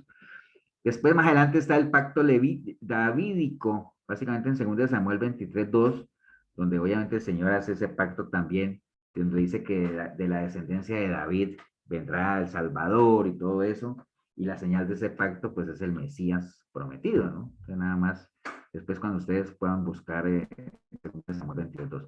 Y el último, el séptimo, es el nuevo pacto, que ya es todo el Nuevo Testamento, ¿no? Como les decía, que estaba profetizado ya en Jeremías 31:31, que donde básicamente el pacto era que Dios pues nos daba a su Hijo único para que salvara al mundo del pecado. Juan 3:16, pues Dios nos ha dado a su Hijo unigénito para que todo aquel que en él crea no se pierda, ¿no? La señal de este pacto es algo, bueno, nosotros lo leemos casi cada mes cuando hacemos la cena, cuando dicen que la sangre, obviamente, y bebemos la copa de vino, o en este caso el jugo de uva, es la señal de ese pacto. Les leo a ustedes lo que dice en 1 Corintios 11:25, dice, así mismo tomó también la copa después de haber cenado diciendo, esta copa es el nuevo pacto en mi sangre, hacer esto todas las veces que la bebieres en memoria de mí. Entonces, eso de la cena del Señor que uno celebra es parte, o es una señal, o es un recorderis, llamémoslo así, de ese nuevo pacto, ¿no? Pero en términos generales, casi que todo el Nuevo Testamento, el Evangelio, todo eso es esa, o da testimonio de ese nuevo pacto, o el cumplimiento de ese nuevo pacto que el Señor había profetizado, no solamente en Jeremías, sino en otro libro. Entonces, si ven, hay varios pactos, estos son como los más relevantes, pero hay muchísimos más. Por eso es que sí es bíblico el tema de los pactos, pero todos ellos tienen una particularidad que son establecidos por Dios, ¿no? No es que Dios negocie con nadie, sino establecidos por Él. En cambio, sí. Ahí cuando se habla pues del pacto, que el Señor lo da y el hombre, si él no quiere obedecer, el hombre, de todas formas el pacto se cumple, así por decir en Adán, que Adán ellos pecaron y dice van a fructificar, a multiplicar, todo eso, ellos desobedecieron, o sea, él hizo el trato con ellos, pero si el hombre no quiere, de todas formas el pacto se da, ¿no? Se cumple. Por parte Bueno, si nos vamos al principio, lo que era, que vimos la definición de lo que era un pacto, ¿se acuerdan? Que, déjenme aquí. Entonces, miren, por ejemplo, viendo la definición, ¿no? Un pacto es el acuerdo entre dos partes que no se puede quebrantar en un acuerdo para... Si alguna de estas lo rompe, ya no es un pacto, ¿no? O sea, digamos, el Señor le dijo en el caso de Adán y Eva, ¿no? Aquí está todo, la creación, todo está aquí para que sojuzguen y todo eso, pero ellos no, ¿qué es lo que les tocaba a ellos? Acuérdense de Abraham, escuchar, obedecer, ejecutar, ¿no? No lo cumplieron. Entonces, digamos que lo que primero estaba establecido como la intencionalidad del Señor, pues obviamente ya no se cumplió. Entonces, por eso ya después tuvo que venir un proceso de ¿qué? De restauración, y por eso viene lo de las pieles que hablábamos ahí, porque tiene que venir una especie como de resarcir. ¿Cómo le llaman a eso cuando uno resarcir, ¿no? Como volver a componer las cosas, ¿no? Entonces, por ejemplo, lo que pasaba ahí en el libro de Josué, ¿no? Que la gente se comprometió y todo eso, pero ya en el libro de Jueces se olvidaron de lo que habían prometido, y entonces vienen las consecuencias de cuando uno no cumple su parte del pacto, digamos así, porque de parte de Dios no hay problema. Él siempre cumple, él es fiel a sus promesas, como ahora que estaba leyendo la canción, pero el que no lo cumpla por el otro lado, pues obviamente tiene que atenerse a las consecuencias de no cumplirlo, a no ser de que enderece el barco, ¿no? En el caso de uno, cuando el Señor establecía la promesa de todo lo que nos correspondía, si es que caminábamos de acuerdo a lo que Él tiene establecido, y por eso es que la Biblia dice que la vida del pecador es bien dura, pero uno tiene la posibilidad de recomponer, digámoslo, el caminar, ¿no? Y el Señor, movido a misericordia, pues no tiene ningún problema en volver otra vez y empezar, ¿no? Porque Él es misericordioso, o sea, Él es lento para la ira, ¿no? Pero, por ejemplo, lo que pregunta Milena ahí, básicamente que si la otra parte no cumple, o sea, en términos generales, en lo natural, si hay un pacto y una de las dos partes no cumple, ya deja de ser un pacto, ¿no? En este caso, que es un pacto de Dios con la humanidad, que Él lo estableció, obviamente tiene que haber un cumplimiento de la contraparte, porque si no lo hay, pues obviamente se pierden de los beneficios del pacto, que en este caso de Dios con la humanidad, pues el único que otorga, pues es Dios como tal, ¿no? Porque Él es el que tiene la capacidad de ofrecer. Nosotros no tenemos absolutamente nada que ofrecerle a Él, digamos, como recompensa a lo que Él nos está dando, ¿no? Todo lo recibimos por gracia, ¿no? Cosas que ni merecemos, pero nosotros somos los que nos perdemos esos beneficios al no cumplir la parte del pacto. No sé si por ahí anda, Mili. Ok. Bueno, entonces, sí. Y digamos, en el caso de Salomón, que Salomón hizo todo lo incorrecto ante los ojos de Dios, se vio, digamos que, perdonado, o dentro de la promesa o el pacto, pero porque era un pacto directamente con David, aunque Salomón hizo lo contrario. Pero todo, por ejemplo, ¿dónde sacas que Salomón se vio perdonado? Bueno, no sé, es más que nada como pregunta, porque digamos, Dios pactó con David en cuanto a su descendencia, pero la descendencia de David desobedeció, los hijos de David, digamos. Entonces, o sea, esa es mi pregunta, en ese caso, el pacto que Dios tenía con David, pero involucraba a la descendencia, pero la descendencia no fue buena, entonces hay que... No, pero digamos que el pacto del Señor con David no era propiamente por Salomón, ¿no? Obviamente que Salomón es un puente, es un canal y es parte de la genealogía, pero el pacto con David, en cuanto a que del linaje de él iba a venir, digamos, el Salvador y todo eso, apuntaba más al Mesías. Por eso es que hablábamos de que la señal de este pacto davídico aquí es, mira, aquí se la señal es el Mesías prometido, ¿no? Pero digamos, el hecho, y es que si no fuéramos a eso, Paula, imagínate que en cuanto a todo el linaje de reyes, que nosotros venimos de un linaje de reyes, ¿no? Y tú Ujú, veías que un rey hizo lo bueno, el otro hizo lo malo, el otro ujú. hizo lo malo, el otro hizo lo bueno. Entonces, pero no, la descendencia sigue, ¿no? El que haga lo malo, obviamente, recoge los frutos de su desobediencia, el que haga lo bueno recoge los frutos de ese, pero digamos, la promesa sigue en cuanto al linaje, a la descendencia. En este caso, la señal era el Mesías y todo apuntaba hacia allá. En el caso de Salomón, sí hay una parte en la que inclusive, ¿te acuerdas que no me acuerdo si fue el mismo David el que advirtió a Salomón y que le dijo el consejo, sé hombre y camina conforme a los preceptos, y si no, pues ya sabes lo que te espera, ¿no? Porque eso está establecido. Pero no, en este caso, básicamente el pacto era davídico, no era propiamente con David. Y en sí, entonces el pacto era el Mesías, o sea, no involucraba su descendencia, porque la descendencia fue Pues la hasta... descendencia es importante, obviamente, porque es el linaje, ¿no? Pero a que apuntaba realmente era la señal del pacto, o lo que buscábamos al final, digamos, la consumación o ¿cómo le podemos llamar a eso?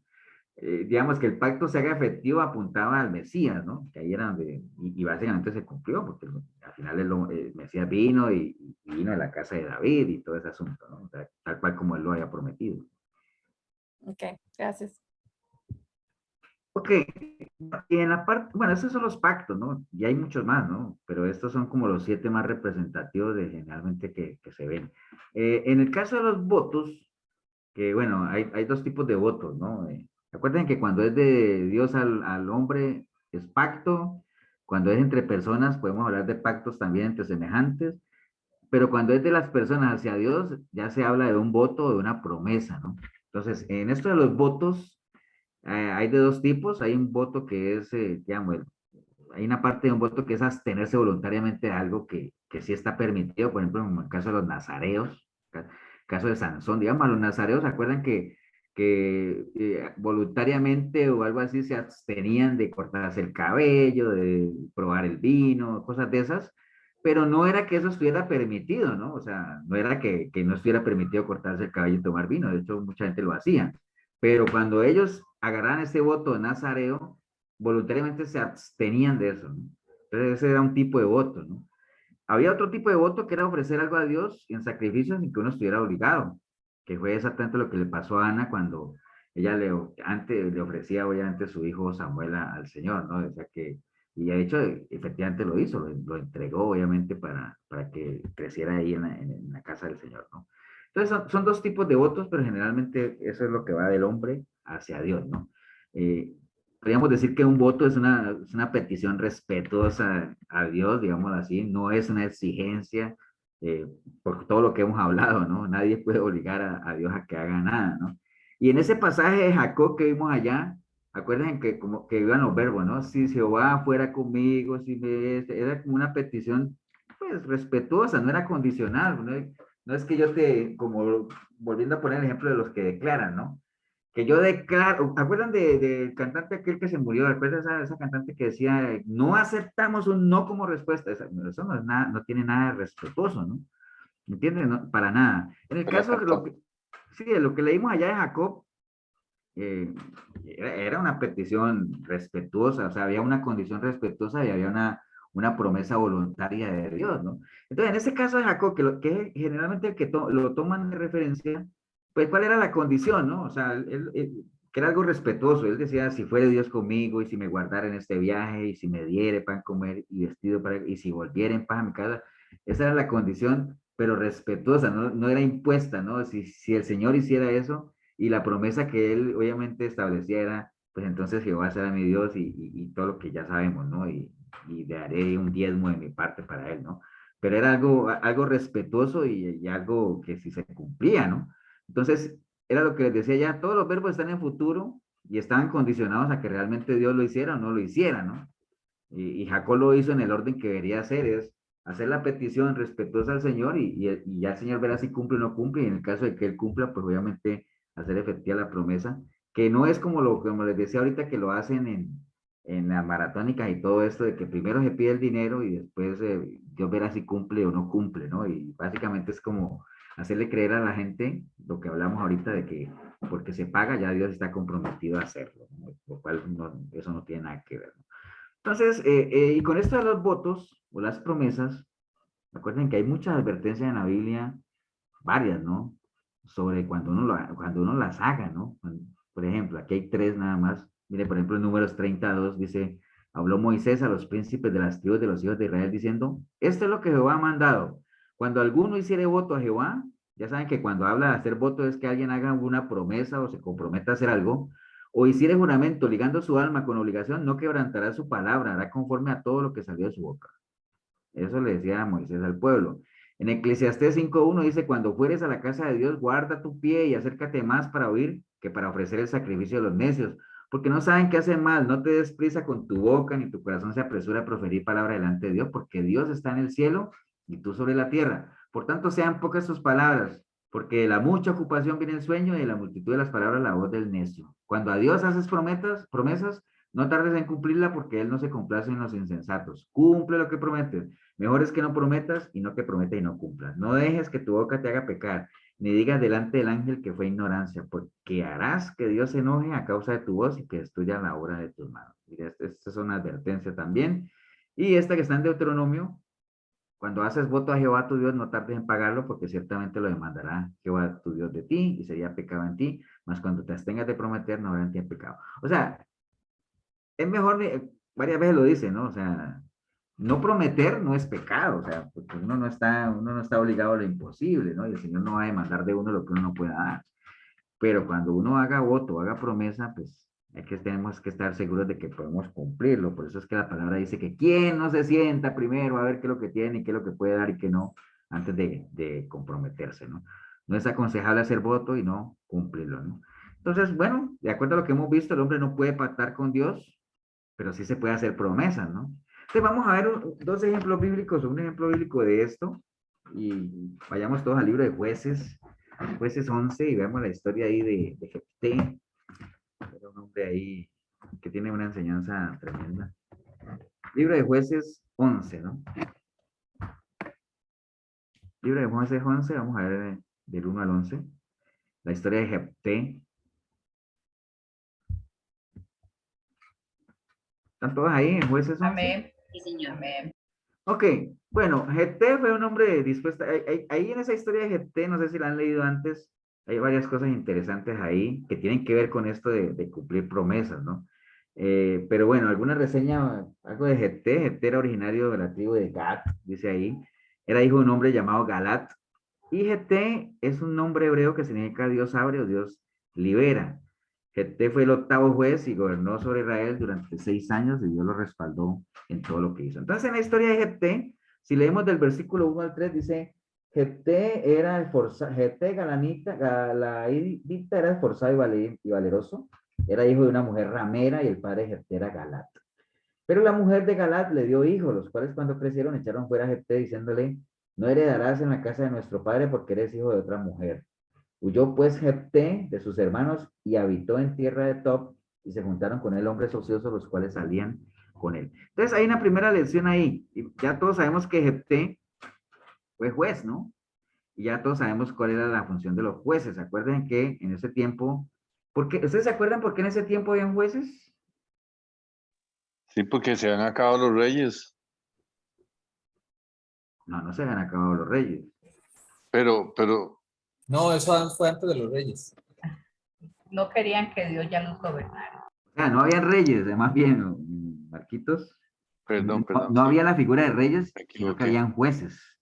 Más bien jueces eran como líderes que Dios establecía precisamente porque el pueblo andaba caminando mal, ¿no? Entonces, recuerden que el libro de Josué, el pueblo iba obediente. En Jueces empieza con un versículo conocido que decía que en aquel tiempo no había rey, entonces todo el mundo hacía lo que quería, ¿no?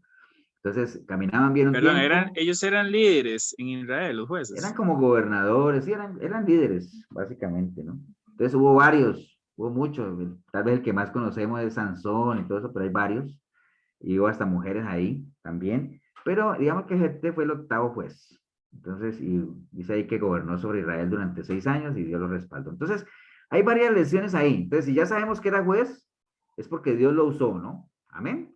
Y acabamos de leer 3 versículos donde dice que él era hijo de una ramera y que lo echaron y que lo rechazaron y todo eso. Entonces, ahí una primera lección ahí es que Dios nos llama a servirle a pesar de que otra gente nos rechace, ¿no? Entonces, a veces hay gente que porque lo rechazan algunos o la familia o lo que sea, y hasta ahí llegan sus ganas de servirle al Señor, ¿no? O sea, no, Dios nos llama a servirle a pesar del rechazo que uno pueda tener. La vida de Jefté no fue fácil desde un principio, o sea, lo aborrecieron, bueno, todo lo que acabamos de leer ahí, pero acuérdense que en las matemáticas de Dios son diferentes y Él siempre está dispuesto a usarnos y siempre tiene un propósito para nosotros en la medida en que nosotros nos dispongamos y hagamos la parte que nos corresponde, ¿no?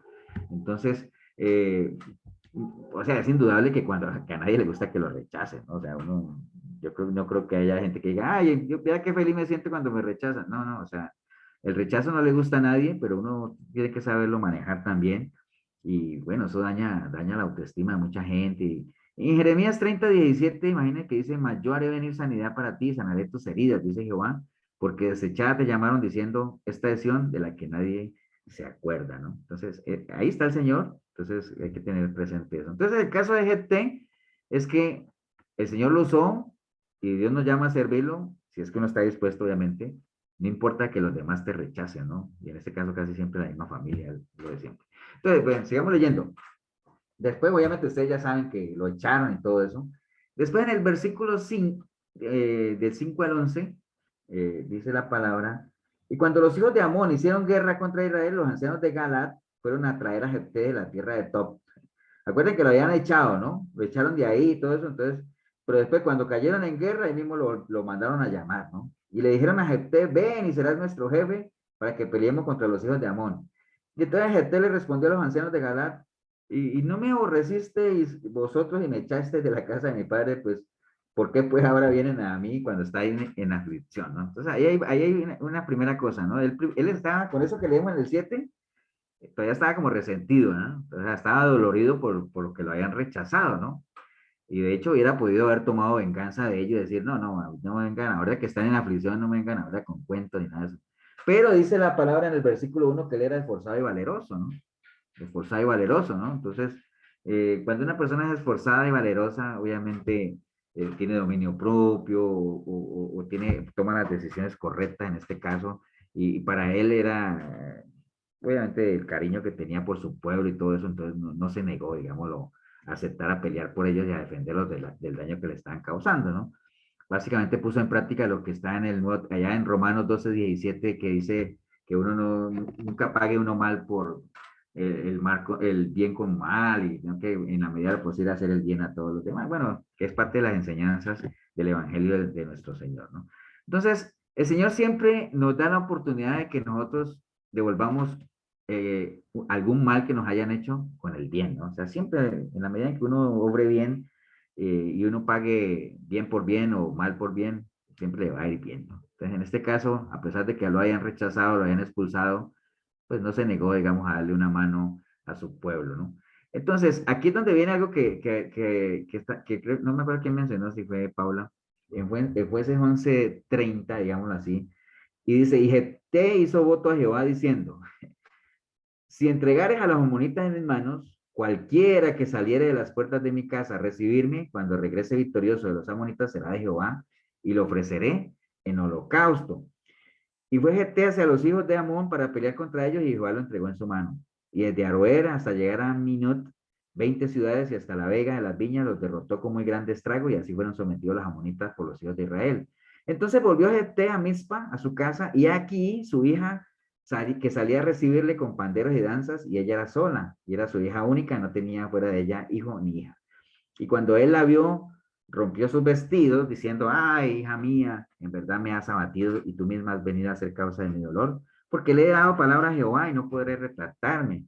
Ella entonces le respondió, Padre mío, si le has dado palabra a Jehová, haz de mí conforme a lo que prometiste, ya que Jehová ha hecho venganza en tus enemigos, los hijos de Amón. Entonces, mire qué curioso ahí, la promesa que él hizo, ¿no? ¿Qué podemos nosotros aprender? O sea, de eso que acabamos de leer ahí, ¿qué podríamos nosotros aprender de ese voto, de esa promesa que hizo Jefté? ¿Qué se les ocurre a ustedes, ¿no? Porque acuérdense, ¿no? No sé si entendieron exactamente lo que él prometió y si entendieron lo que él prometió y lo que le pasó, ¿no? No prometer alocadamente, pastor, Sí. A la ligera. Apresurado. en momentos de aflicción.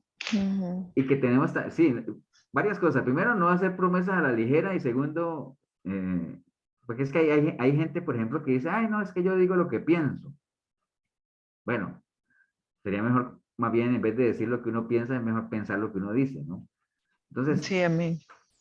hay que tener mucho cuidado en lo que prometemos al Señor, porque vean, no debemos hacer votos a la ligera, ¿no? Porque mejor dicho, el que salga ahí te lo entrego y salió la hija, tremendo, ¿no? Y al final tengo que cumplirla, pero al final cumplió, ¿no? Con el dolor del alma y todo eso, pero lo cumplió. Yo creo que mucha gente promete cosas a Dios y después cuando ve dice, no, eso está como muy duro, muy difícil, al final se hacen los locos, ¿no? Y recuerde que lo que hablamos arriba, de lo delicado que son los votos, mejor no prometer si es que uno no va a cumplir, ¿no? ¿Estamos? Porque mire que en ese caso, lo que hablamos ahora de Juan 3:16, ¿no? El Señor hizo un pacto con nosotros de que nos iba a dar a su Hijo y efectivamente lo hizo, ¿no? O sea, tanto amó Dios al mundo, ¿no? Que entregó a su Hijo único para que fuera sacrificado por nosotros. Bien, esa es la historia de Jefté, ¿no? O sea, vimos algo quién era y todo eso y qué le pasó y cómo Dios lo usó a pesar de que lo rechazaron, pero siempre Dios le da la oportunidad a uno de pagar, aunque le hagan mal a uno, devolver un bien, porque siempre en la medida de lo posible hacer el bien a los demás y que no seamos alocados a la hora de prometer, porque podemos estarnos metiendo en cosas que nos van a doler, pero si lo prometimos, pues tenemos que cumplirlo, ¿no? Eso por ese lado, ¿no? Hay otro pacto que está en Nehemías capítulo 9. Si quiere, vayamos todos al libro más adelante, el libro de Nehemías. Nehemías 9. ¿Acuerdan cuando uno habla de Nehemías, qué se acuerdan ustedes? ¿Qué les viene a la mente? Levantar los muros. Zambalat. No sé, a mí. Zambalá, pero sí, pero digamos que qué episodio, qué parte de la historia, qué situación se les viene a la mente. Reconstrucción de los muros del templo. La construcción de los muros, sí puede ser, la construcción de los muros. Bueno, todos sabemos la historia y la construcción de los muros, digamos, ¿qué época era esa? O sea, ¿qué estaba atravesando el pueblo de Israel? ¿Qué estaba atravesando? Habían sido llevados presos. Cautivos, sí, habían sido llevados cautivos. Entonces dice, vamos a leer ahí Nehemías 9:32. Nehemías 9:32 dice, ahora pues, Dios nuestro, Dios grande, fuerte, temible, que guarda el pacto y la misericordia, no se ha tenido en poco delante de ti todo el sufrimiento que ha alcanzado a nuestros reyes, a nuestros príncipes, a nuestros sacerdotes, a nuestros profetas, a nuestros padres y a todo el pueblo, desde los días de los reyes de Asiria hasta este día. Pero tú eres justo en todo lo que ha venido sobre nosotros, porque rectamente has hecho, mas nosotros hemos hecho lo malo. Nuestros reyes, nuestros príncipes, nuestros sacerdotes y nuestros padres no pusieron por obra tu ley, ni atendieron a tus mandamientos, ni a tus testimonios con lo que les amonestabas. Ellos en su reino y en tu mucho bien que les diste y en la tierra espaciosa y fértil que entregaste delante de ellos, no te sirvieron, ni se convirtieron de sus malas obras. He aquí que hoy somos siervos, henos aquí, siervos de la tierra que diste a nuestros padres para que comiesen su fruto y su bien. Y se multiplica su fruto para los reyes que has puesto sobre nosotros por nuestros pecados, quienes se enseñorean sobre nuestros cuerpos y sobre nuestros ganados conforme a su voluntad, y estamos en grande angustia. Después viene ya un título que dice Pacto del Pueblo. Dice, a causa pues de todo esto, por eso les leí todo eso, porque en el versículo 38 dice, a causa pues de todo eso, ellos primero hacen un recuento de todo lo que están pasando, ¿no? Como quien dice, reconozco todo lo que estoy sufriendo y por qué lo estoy sufriendo. Entonces dice, a causa pues de todo esto, nosotros hacemos fiel promesa y la escribimos firmada por nuestros príncipes, por nuestros levitas y por nuestros sacerdotes. Y ahí en el capítulo 10 empieza una cantidad de gente que firmó todo eso, ¿no? Pero bueno, el caso es que ahí en eso que acabamos de ver de Nehemías, obviamente se narra la historia de cuando el pueblo estaba regresando a la tierra después de haber sido ya salir de Babilonia, el cautiverio y todo eso, y lo que encontraron obviamente fue una ciudad destruida, con los muros abajo y todo ese asunto, ¿no? Entonces, algo que hay que rescatar ahí de lo que menciona el sacerdote Esdras, es la actitud correcta que uno debería hacer, ¿no? En este caso ellos, al ver devastada su ciudad, su tierra, dice, reconocemos, todo esto ha pasado por culpa nuestra, ¿no? Porque pues tú eres un Dios justo y tú has hecho conforme a tu justicia, pero nosotros somos los que hemos fallado, ¿no? Reconocemos y todo eso que esa es la actitud correcta que uno debería hacer, o una persona cuando, en este caso son los muros caídos y la ciudad destruida, pero cuando una persona ve su vida totalmente destruida y hecha un desastre, lo primero que tendría que hacer es reconocer realmente por qué está en esa situación, ¿no? Hay mucha gente que uno la ve tocando fondo y aún así se niegan a reconocer que realmente son personas que han tomado malas decisiones, ¿no? Reconocer, en este caso, obviamente, Esdras, reconocer los pecados del pueblo y con humildad de que todo eso les había venido de una manera merecida, ¿no? Entonces, bueno, como les decía, algunos de esos cristianos, pues obviamente les cuesta reconocer esa condición en su vida. Pero más adelante en el versículo 38, déjame ver si... No, ahí mismo en el 38 obviamente ellos hacen el pacto, ¿no? Es decir, que a causa de todo eso que les haya pasado, ellos hacen esa fiel promesa de básicamente, y lo firman, ¿no? Hacemos fiel promesa de someterse, digamos, a lo que el Señor les tenía establecido, ¿no? Entonces, en el capítulo 10, en el 28, después de que ya viene toda esa lista de gente que firmó la promesa, que lo firmaron ahí con nombre y apellido, dice el 28, y el resto del pueblo, los sacerdotes, levitas, porteros y cantores, los sirvientes del templo y todos los que se habían apartado de los pueblos de las tierras de Dios, con sus mujeres, sus hijos e hijas y todo el que tenía comprensión y discernimiento, se reunieron con sus hermanos y sus principales para protestar y jurar que andarían en la ley de Dios que fue dada por Moisés, siervo de Dios, y que guardarían y cumplirían todos los mandamientos, decretos y estatutos de Jehová, nuestro Dios. Entonces, ellos hicieron promesa, ¿no? La firmaron todos los que estaban ahí. Y básicamente, ¿qué era lo que se están comprometiendo? A poner en práctica la palabra de Dios, ¿no? Versículo 29, se comprometieron a que guardarían y cumplirían todos los mandamientos, decretos y estatutos de Jehová, su Dios, ¿no? Porque ya Esdras les había leído y había reconocido los pecados del pueblo y que sí, que era justo lo que les sobrevenía y todo ese asunto. Entonces dijeron, bueno, ahorita nos comprometemos a eso, y firmaron y todo eso, pero ¿de qué sirve a uno comprometerse si no lo va a poner en práctica, ¿no? De nada sirve escuchar la palabra de Dios, de nada sirve que usted la escudriñe, de nada sirve que usted la estudie, que usted la entienda, de nada le sirve todo eso si usted no la pone en práctica, ¿no? Ahorita hay mucha gente que, yo les decía que ahorita con esto de las redes sociales y todo eso hay muchos atalayas virtuales, ¿no? Hay mucha gente que le recomienda a otro qué es lo que tienen que hacer y escudriñen la palabra, que, bueno, una cantidad de cosas, pero uno a veces, conociendo a la gente que escribe eso, dice, pues es que uno conoce a estas personas y estas personas no son esforzados, realmente no son estudiosos de la palabra, no escudriñan, ¿no? Pero qué bueno es recomendarle a otra gente el remedio, pero que uno mismo no se lo toma, ¿no? Y la palabra lo dice, ¿quién reconoce sus propios errores? Nadie, ¿no? Es muy bueno ver la paja en el ojo ajeno, ¿no? Entonces, en este caso, el pueblo se está comprometiendo ¿a qué? A caminar conforme a lo que está escrito, a la ley, el 29, a guardar y cumplir todos los mandamientos y los decretos que están establecidos en la palabra. Que por ese lado se están comprometiendo a eso. En el versículo 30 dice, y que no daríamos nuestras hijas a los pueblos de la tierra, ni tomaríamos sus hijas para nuestros hijos. Entonces están comprometidos también ¿a qué? A no mezclarse con las cosas del mundo. Recuerde que en ese entonces, por ley, o sea, la ley establecía que no deberían mezclarse, ¿no? O sea, ni busquen entre hijas, ni busquen mujeres de otros pueblos para sus hijos, ni den sus hijas a gente de otros pueblos, no se mezclen, ¿no? Porque hay algo detrás con gente judía, pastor, era. ¿Perdón? Con gente judía, era que no se podían casar. No, o sea, no, con gente pagana, ¿no? O sea, el pueblo judío dentro del mismo pueblo, ¿no? Pero no con pueblos paganos. Por ejemplo, como en el caso de Sansón. Que a Sansón, él se metió con una filistea, ¿no? Que eso no era un pueblo pagano, entonces no, por eso le decían, pero ella no es del pueblo de nosotros, pero no, es que esa es la que me gusta, entonces Eso estaba prohibido, ¿no? Y ya todos sabemos lo que le pasó a Sansón.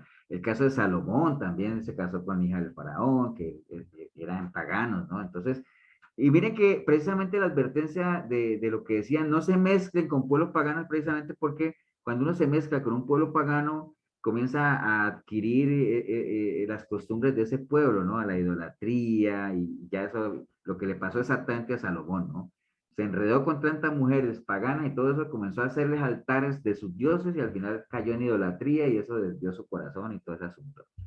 Entonces, Perder identidad. sí, se pierde la identidad y todo eso. Entonces, ahí en ese versículo 30, cuando dicen, no daremos nuestras hijas a los pueblos de la tierra, ni tomaremos sus hijas para nuestros hijos, es como no contaminarse, ¿no? No contaminarse con las cosas del mundo, no mezclarse con ellos, y básicamente santificarse, ¿no? Santificarse es apartarse, separarse, ¿no?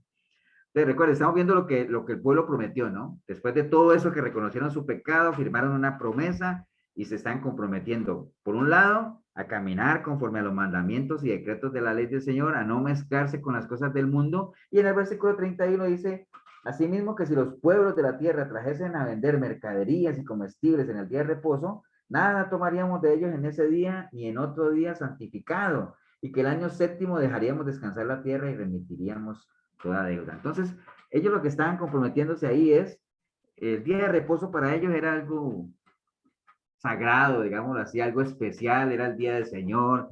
Entonces se están comprometiendo a decir, bueno, vamos a darle al Señor el lugar que se merece, ¿no? Y si alguien viniera aquí en día de reposo, nada que ver porque hoy es el día del Señor, no me venga con eso, ¿no?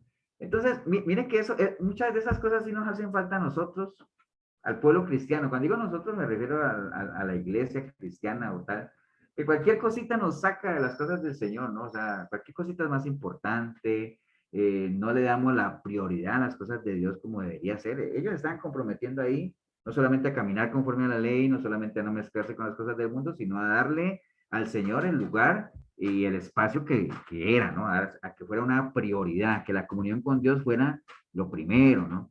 Entonces, hay que tener mucho cuidado con eso de que cualquier cosita no nos saque y se convierta en algo prioritario en nuestra relación con el Señor, ¿no? Entonces, ese es un ejemplo de pacto, digámoslo así, del pueblo. Y recuerden, si ustedes ven, en este caso, aquí Dios no está comprometido para nada. O sea, Dios no participa ahí en lo que el pueblo está prometiendo, ¿no? Porque ellos están simplemente diciendo, hoy nos comprometemos a qué? A caminar en lo que ya tú tienes establecido, a no contaminarnos del mundo, como tú ya no lo hayas pedido, a santificarte, digamos, el día que es para ti, como tú ya lo tenías establecido. O sea, yo ya de antemano lo tenía establecido, ella está ahí, ¿no? Es el pueblo el que se está comprometiendo con él a cumplir algo, ¿no? Haciendo un voto, una promesa, ¿no? Porque ya los pactos de Dios con ellos ya están totalmente establecidos, ya vimos 7 por allá que ya están totalmente establecidos, ¿no? Y en este caso de la ley que están hablando aquí, pues podríamos decir que es el pacto aquel del, bueno, que le dijimos que se llamaba cuando le dio la ley a Moisés. ¿Cómo dijimos que llamaba? Es el mosaico, el sinaítico, cuando dio la ley, ¿no? Que ya estaba establecida. Entonces vimos el caso de Jefté, que prometió y por muy doloroso que sea, pero bueno, si se promete hay que cumplirlo, entonces hay que tener mucho cuidado cuando uno prometa, no prometer por prometer, sino más bien no prometer si es que uno no va a cumplir, ¿no? Acabamos de ver el ejemplo de Nehemías, donde el pueblo obviamente, y era lo que, tal vez en respuesta a lo que Milena decía ahorita, o estábamos hablando, este pueblo se acuerda que el Señor ya las promesas las tenía establecidas, y ustedes se acuerdan que él mandó a Jeremías, al pueblo, que corrigiera su camino, que mirara la senda antigua, que escuchara a los profetas. O sea, de parte de Dios es una iniciativa de él. Las promesas están ahí, ustedes saben lo que pueden disfrutar si siguen conmigo, yo soy su Dios, o sea, todo eso. Pero ellos dijeron, no queremos caminar, no queremos escuchar a nadie. Ah, bueno. Entonces, si ustedes no quieren cumplir su parte, ¿cuál era la parte? Como lo que vimos de Abraham, escuchar, obedecer, ejecutar, es lo único que nos toca. No quieren cumplir su parte, entonces ahí tienen pues las consecuencias de no querer hacer la parte del pacto que en este caso Dios tenía con su pueblo, ¿no? Entonces, toda la parte del cautiverio, digamos, la cautividad y todo eso, destruida la ciudad y todo lo que les sobrevino, viene el sacerdote, reconoce realmente que todo es justo, realmente tú eres un Dios justo y nosotros nos merecíamos esto, está bien, pero como no queremos que nos vuelva a pasar, entonces hoy aquí delante de todo el mundo firmamos este compromiso y aquí están todos los que firman y a qué nos estamos comprometiendo, a caminar conforme a tu ley, tus decretos, a no contaminarnos con las cosas del mundo y a darte a ti el lugar que te mereces, la prioridad. Esa es la promesa. Ahora, ¿la cumplen o no la cumplen? Ustedes saben que la relación de Dios con su pueblo siempre es de altibajo, ¿no? Algún tiempo caminan bien, otro tiempo no. Y pasa igual, y eso ha sido a lo largo de la historia y hoy en día se sigue cumpliendo exactamente igual. Hay gente que camina bien, hay gente que baja la guardia, después vuelve y sube, después baja y baja la guardia. Entonces, pero esa es la naturaleza del ser humano, ¿no? O sea, no tiene pierde. Pero bueno, el caso es que ya para cerrar, digamos, esta parte, solo quiero terminar nada más con esto, ¿no? El pacto de Dios con su pueblo siempre ha estado establecido. Dios no es un Dios de misterios ni que le guste poner cosas ahí que la gente no entienda. Básicamente es muy claro lo que está en Levítico 26:11. Dice, yo pondré mi morada entre ustedes y mi alma no los abominará. Andaré entre ustedes y yo seré su Dios y ustedes serán mi pueblo. Esa es la promesa del Señor. Obviamente, si es que el pueblo quiere ser su pueblo. Ahora, si no quiere, pues aténganse a las consecuencias como tal, porque también eso está escrito, ¿no? Entonces, por ahí anda este tema, es un tema largo, ustedes pueden averiguar más sobre el tema de los pactos, pero nada más que nos quede claro, básicamente un pacto es un contrato, un acuerdo entre dos partes semejantes, donde cada una pone lo suyo, nosotros no tenemos nada que ofrecer a Dios, no somos insignificantes, Él es el dueño de todo, entonces básicamente Dios puede pactar con la humanidad porque Él sí tiene la capacidad de dar lo que promete. Pero nosotros no tenemos nada que ofrecerle al Señor, entonces lo que podemos hacer es votos, promesas, simplemente de comprometernos a hacer algo que Él espera que nosotros hagamos. Entre nosotros, entre humanos, podemos hacer pactos, sí, porque somos semejantes y podemos poner, bueno, yo pongo mi parte, tú pon la tuya, cumple, y yo cumplo lo mío, y si no cumple, pues quitamos el pacto y me tienes que indemnizar, que se usa ahora en los contratos, ¿no? O sea, si no cumple lo tuyo, me tienes que indemnizar y pagarme las consecuencias. Pero entonces, en línea todo eso, nada más recuerden, los pactos que se conocen en las iglesias de venga, pacta aquí, eso no es bíblico para nada, y menos involucran dinero porque las cosas de Dios no se compran con dinero, ¿no? No hace voto, promesa. En nada de esos votos y promesas que hemos visto ahí o ejemplos donde había dinero, no había dinero para nada, simplemente, por eso es que dice, ¿qué espera Dios de nosotros? Nada más que lo amemos, que le sirvamos, que caminemos en sus caminos, cosas de esas, ¿qué tiene que ver con dinero? Nada de eso. Es lo único que nos corresponde a nosotros, por nuestro lado cumplir, ¿no? No sé si alguien quiere ampliar, comentar. Yo nada más de que vieran, que queda ahí, que lo lean, Hebreos 8.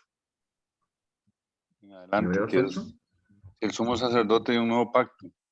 Ajá, léelo, Marquitos. Pero, bueno, ahora bien, el punto principal de lo que venimos diciendo es que tenemos tal sumo sacerdote, el cual se sentó a la diestra del trono de la majestad en los cielos. Y ahí sigue hablando sobre Sí, ese lo Jesús. tenía también ahí, ese está en Hebreos, sí, ese también está ahí, que es parte del nuevo pacto, pero recuerden que el nuevo pacto es prácticamente todo el Nuevo Testamento, donde el símbolo de ese nuevo pacto, pues es la sangre que el Señor derramó en el Cordero. Sí, el capítulo 8 de Hebreos todo habla del mediador de un nuevo pacto, y en el versículo 6 dice, por ahora tanto mejor ministerio es el suyo, cuanto es mediador de un nuevo pacto establecido sobre mejores promesas, ¿no? Y ahí habla de pacto. Pero la palabra pacto se repite muchísimo, hablamos ahora de más de 300 veces en toda la palabra, o sea que Dios sí es un Dios de pactos, pero bíblicamente de Él hacia su pueblo, ¿no? No como lo manejan hoy en día de que cualquiera puede pactar y por medio de ese pacto torcer el brazo a Dios para que Él haga lo que yo quiero que Él haga. Por ejemplo, en ¿Alguien más? Nehemías, ¿me escuchas? Sí. Ya había establecido el Señor el pacto, digámoslo así, de la ley, ¿no? De la ley, y ellos no estaban cumpliendo, las estaban mezclando. Y ahí también entra una historia de Esdra, donde saca a todas esas mujeres que tenían hijos y todo. Entonces, ellos cuando vienen y prometen, ya no es un pacto, sino una promesa con juramento. Ya se puede llamar así, ¿o qué? Cuando promete quién, la gente, el pueblo. Sí, el pueblo, exacto. Cuando Siempre que es del viene, pueblo, siempre que es del hombre hacia Dios, es un voto, es una promesa, ¿no? Lo que pasa es que un juramento es, digamos, un juramento es algo porque que ellos lo, respalda una promesa, sí, digamos. porque ellos lo firmaron, ¿no? Ellos firmaron y todo. Mm. Sí, pues, o sea, cuando lo firmaron ahí es como para que quede constancia de lo que se están comprometiendo, digamos así. En ese entonces, ¿se acuerdan que en ese entonces se acostumbraba mucho el asunto de los testigos y el jurar, ¿no? Juraban por todo, ¿no? Entonces, por eso es que en algún pasaje, que no me acuerdo en dónde es que está, que dice que la recomendación es que dejen de estar jurando y que tú sí sea un sí, tú no sea un no, ¿de acuerdo? No juren ni por el cielo, ni por... Porque la gente tenía la costumbre de decir, bueno, por Dios no podemos jurar porque el nombre de Jehová es santo, ¿no? Y todo eso. Bueno, entonces juremos por la luna, por el sol, juremos por la tierra, pero cuando todo eso es creación, ¿no? Entonces, por eso le decían, no juren por eso, más bien asegúrense de que su sí sea un sí, su no sea un no, ¿no? Por eso es que habla también el Señor, dice, mejor no prometan, o sea, si no van a cumplir, mejor no prometan nada. ¿Para qué? Para que no pongan en entredicho su palabra. Acuérdense que así como Dios es fiel a su palabra, Él aspira a que nosotros, siendo copartícipes de su naturaleza y caminando en integridad, también obviamente seamos respaldados por lo que hablamos, ¿no? Por eso dice que tú sí sea un sí, tú no sea un no. Si ves que no vas a cumplir, mejor no digan nada.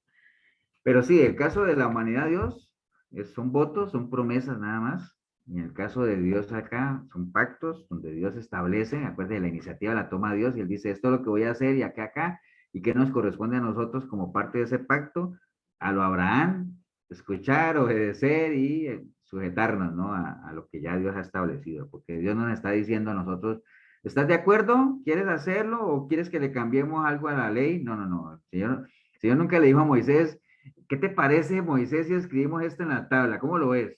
No, no, no, le dijo, no, a ver, pon la tabla ahí, escribe, pana, maná, y comenzó, ¿ah? ¿Entiendes? Porque no es negociable el asunto de Dios hacia el pueblo, es un pacto que Él establece y esto es lo que yo voy a hacer y ustedes lo que les toca que hacer es esto, esto y esto, y listo, nada más. El que no se quiera someter o sujetar a eso, pues queda por fuera del pacto y el que queda por fuera del pacto, pues no disfruta la promesa, no disfruta del beneficio. Así de sencillo. Buenas noches. Sí, Fernando.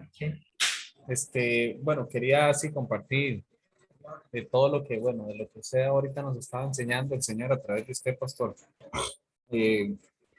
Está claro que el pacto, el pacto es, como decía usted ahora, ¿verdad? Es como un contrato, como un testamento, ¿verdad? Entonces, donde tiene que haber dos actores, ¿verdad?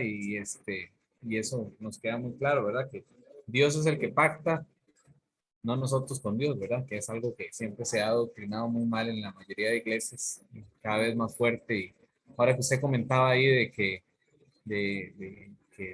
esa mala enseñanza, ¿verdad? De hecho, me acuerdo una vez que yo trabajaba en un hotel ahí en San José, y había unos compañeros míos que eran cristianos, ahí de bueno, eran creyentes de una iglesia ahí muy famosa, La Rosa, no sé qué, ahorita no me acuerdo bien el nombre, y me acuerdo que él, Salón. ajá, Salón, exactamente. Me acuerdo que el hermano de uno de mis compañeros, ¿verdad? El hermano mayor, andaba con mujeres para arriba y para abajo y había dejado, la esposa lo había dejado y no sé qué, pero le iba muy bien económicamente, entonces él decía que increíble cómo Dios lo bendice, porque él nunca falla con el diezmo y no sé qué, y las ofrendas, y Dios siempre respalda, ¿verdad? Entonces una vez tuve una discusión fuerte por eso, porque yo le decía, jamás, es que eso no viene de Dios, ¿verdad? Pero bueno, son cosas que lastimosamente se ven mucho en esas iglesias y la gente lo cree así y se les ha adoctrinado así y así lo aprenden, ¿verdad? Yo ahora que estoy llevando un cursito ahí en la parte bíblica, nos estaban enseñando sobre esto del pacto también muy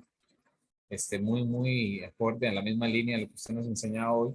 Y estuvimos viendo lo que era Éxodo 19, 4, 6, donde dice el Señor, bueno, sí, comparto rápidamente, que dice el Señor, vosotros visteis lo que hice a los egipcios y cómo os tomé sobre alas de águila y os he traído a mí. Ahora pues, si eres oído a mi voz y guardaréis mi pacto, vosotros seréis mi especial tesoro sobre todos los pueblos, porque mía es toda la tierra. Y todos me seréis un reino de sacerdotes y gente santa. Estas son las palabras que dirían los hijos de Israel. Entonces, siempre nos han enseñado los pastores, ¿verdad? Usted, el pastor Tibor, los hermanos de la iglesia, ¿verdad? De que parte del pacto o de guardar el pacto, los pactos que el Señor nos da, es para el pueblo de Dios, pero no para, como tal vez muchos lo interpretan, como para el pueblo judío en aquel entonces, sino para todos los que somos también ramas injertadas, ¿verdad? Y el momento que sea el cumplimiento de ese pacto o de esas promesas del Señor, es para ese pueblo del real sacerdocio, ¿verdad? De esa nación santa que es todos los hijos de Dios, que así caminemos en obediencia al Señor. Pero también muy interesante lo que ellos enseñaban era de que la mayoría de los pactos, ¿verdad? Siempre tiene que estar esa simbología importante que el Señor enseña desde el Antiguo Testamento, que es la sangre. Entonces, ¿qué opina usted de eso, pastor? De que los pactos tengan que, se tenga que utilizar sangre para que haya un pacto. Igual ahí hay un versículo, Éxodo 24, 5 a 8, del 5 al 8, pero ¿qué opina usted sobre eso? Bueno, es que acuérdate que digamos, en la antigüedad existía todo el asunto del tema de la expiación, ¿no? Donde sí tenía que correr sangre precisamente para que fueran, digamos, para que hubiera todo ese proceso de expiación, y era parte de un ritual, ¿no? Y de hecho, por eso es que el primer símbolo, el primer pacto, digamos, edénico que vimos, tenía que ver con la piel, esas pieles que cubrieron a Adán y Eva, porque simbolizaban un sacrificio que hubo previo a eso de derramamiento de sangre. Entonces, y por eso es que en la entrada del templo se degollaban las palomas, los cabritos y todo eso, y allá obviamente había presencia de sangre en ese entonces. Era parte de los rituales, ¿no? Pero acuérdense que nosotros ya estamos, y de hecho, popularmente, de verdad, cuando uno hacía un pacto, decía, bueno, firmémoslo con sangre. Cosas que quedan ahí, ¿no? Pero nosotros hacemos parte de un nuevo pacto, ¿no? O sea, el nuevo pacto que obviamente es el que nos cobija, el de cuando vino el Señor Jesucristo y todo eso, y obviamente Él derramó su sangre, fue un precio que pagó y todo eso. Pero ya, digamos, no hacemos parte de esas costumbres judías de ese entonces, de que para que el pacto estuviera ahí, tendría que haber un derramamiento de sangre. De hecho, acuerden que parte nuestra no hay pactos, ¿no? O sea, nosotros entre semejantes, pues no tiene que haber sangre para que un pacto sea efectivo cuando es entre personas, ¿no? Pero si es el caso del pueblo hacia Dios, pues obviamente no es pacto, o sea, mucho menos va a haber sangre por medio, ¿no? Y en el caso de Dios hacia el pueblo, pues ya lo que hubo, ya el sacrificio del Señor se dio, ya no se va a dar de nuevo, no va a haber otro sacrificio de ese nivel.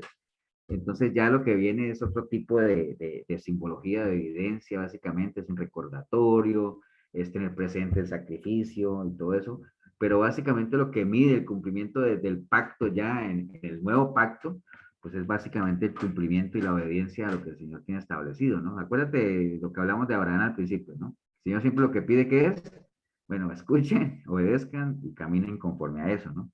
Hagan discípulos, enseñen lo que les he enseñado y básicamente que apliquen todo lo que ustedes han aprendido, pero no mandó el Señor en ningún momento decir, bueno, vayan y cuando hagan un discípulo nuevo, entonces consíganse una paloma y dególlenla y marquen con sangre. No, nada de esos rituales que se habían otra vez para que hubiera expiación, ¿no? Ahorita es cuestión de fe, es una cuestión espiritual, es una cuestión de conceptos, de principios, pero no, ya la sangre es un símbolo básicamente, ¿no?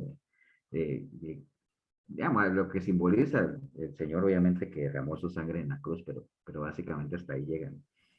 Sí, exacto. De hecho, pastor, de hecho eso es parte de lo que ahí nos estábamos debatiendo un día de estos ahí entre varios hermanos, de que, y fue parte de la enseñanza, ahorita como lo aclaró usted, de que ese primer pacto, o ese gran pacto, ¿verdad? O todo lo que se ve en el Antiguo Testamento era la sombra de lo que se venía a venir, que era el pacto, ¿verdad? El cumplimiento del pacto que era nuestro Señor Jesucristo, y hasta ahí llega lo que es el sacrificio perfecto, ¿verdad? y Por no eso se le habla, por eso se le llama como el Cordero de Dios, ¿no? Cordero porque el Cordero en sí tenía ciertas características, era un macho sano, digamos, tenía sus características que era un cordero, ¿no? En lo natural, ¿no? Tenía, digamos, era perfecto, bueno, cosas de esas, ¿no? Después se llama el Cordero de Dios que iba a ser sacrificado, obviamente, y como cuando hablan de oveja al matadero, pues es simbólicamente, ¿no? O sea, obviamente si no lo llamaron un matadero, bueno, aunque el Calvario es un matadero, ¿no? Pero sí, sí, básicamente por ahí, ¿no? Y de eso se hablaba de que, bueno, de que ese pacto se había hecho para el pueblo, ¿verdad? Desde el principio se le había dado al pueblo de Israel, pero lastimosamente a la hora de no escudriñar, de no obedecer o de aplicar la palabra a su conveniencia, ¿verdad? No pudieron entender el cumplimiento del pacto. ¿Cuándo fue el cumplimiento del pacto? Que fue la venida de Jesucristo, y por eso no reconocieron a la llegada del Mesías, y ahí fue donde para ellos quedó sin cumplir. Ahorita uno con los judíos podía debatir y debatir, y ellos nunca van a aceptar que ya el Mesías ya vino, ¿verdad? Entonces, este es parte de lo que se estuvo hablando, del cumplimiento del pacto, pero también en el Nuevo Testamento nuestro Señor Jesucristo también nos da, como decía usted ahora, ¿verdad? El nuevo pacto que va a venir, que va a estar ese cumplimiento también al final de los tiempos, ¿verdad? Que es la segunda venida. Entonces es parte de lo que ahí estamos aprendiendo, pero sí es muy, muy ligado a todo lo que usted nos explicaba, pastor, porque en realidad uno no sabe cuándo va a ser, ¿verdad? Pero sí, mientras uno esté en obediencia al Señor y tenga esa fe y esa certeza de que lo que el Señor dejó establecido en su palabra se va a cumplir tarde o temprano, y tenemos que estar preparados porque va a ser como ladrón en la noche, ¿verdad? Sí, Entonces, sí, sí, es correcto. Sí, tenemos que estar aquí lo preparados. importante, sí, bueno, obviamente el tema de los pactos es muy amplio, Sí, eh, porque les decía, eso está a lo largo de la escritura y todo el Nuevo Testamento, la venida, el Evangelio del Señor todo hace parte del nuevo pacto, ¿no? Lo importante es que tengamos la información a la mano siempre porque estos son temas que siempre surgen, porque como les decía al principio, son temas muy controversiales, muy de moda, muy instalados en las iglesias. Entonces, cuando alguien nos hable de pacto, ya que ustedes tengan las herramientas como para decir, bueno, no, pero los pactos de las personas no son bíblicos, porque el hombre no puede pactar con Dios y dar un sustento de por qué no, uno puede hacer promesas y todo eso, asunto, los pactos vienen de Dios, porque todo lo que vimos aquí, y uno pueda, digamos, ubicar que de eso es que se trata a una persona que esté metida en todo este rollo de los pactos y todo ese asunto. Usted no puede doblar el brazo a Dios y todo lo que ya sabemos, ¿no? Pero bueno, vamos a orar. Vamos a darle gracias a Dios pues por la oportunidad. Despídenos, Fernando, tú que estás ahí valientemente con tu cámara puesta ahí. Despídenos en oración. sí, Señor. Padre Santo, gracias, Señor, por la oportunidad que nos diste hoy de aprender más de tu palabra, Señor, a través de todo el mensaje, Señor, que nos preparaste con el pastor Ever, Señor, que le das toda esa sabiduría grandemente, Señor, para que nos pueda instruir cada martes, Señor, y igualmente cada domingo o cada consejería que podamos hablar con Él. Siempre le das esa certeza, Señor, de tu palabra, Señor, de cómo tenemos que caminar en obediencia, Señor, a ti, y entender que nosotros tenemos que ser obedientes, Señor, a tu palabra, y no tratar de doblar el brazo, Señor, que tú eres omnisciente, omnipresente, omnipotente, Señor, y que debemos siempre, Señor, de ser obedientes a ti, Señor, a todo lo que hagamos en nuestras vidas, aplicarlo día a día, Señor, y no solo hablarlo de la boca para afuera, sino de vivirlo con nuestros seres queridos, en el trabajo, con la familia, con los amigos, dar testimonio todo el tiempo, Señor, de que somos obedientes a ti, Señor, y que tenemos que caminar siempre escudriñando cada vez más tu mente, Señor, tu palabra, Señor, para poder entender, para poder tener una relación contigo, Señor, en armonía con tu palabra, Señor, siempre entendiendo, Señor, que nos tenemos que esforzar cada día, Señor, para poder llegar a la meta, Señor, que es estar contigo en una eternidad. Gracias a todos los hermanos acá reunidos también, Señor, todas sus familias, Señor. Bendice cada uno de ellos, Señor, y cada una de sus familias para que puedan seguir adelante, creciendo en sabiduría, Señor, de tu palabra. Gracias te damos, Señor Jesús. Amén, amén y amén. Amén. Muchas gracias. Amén.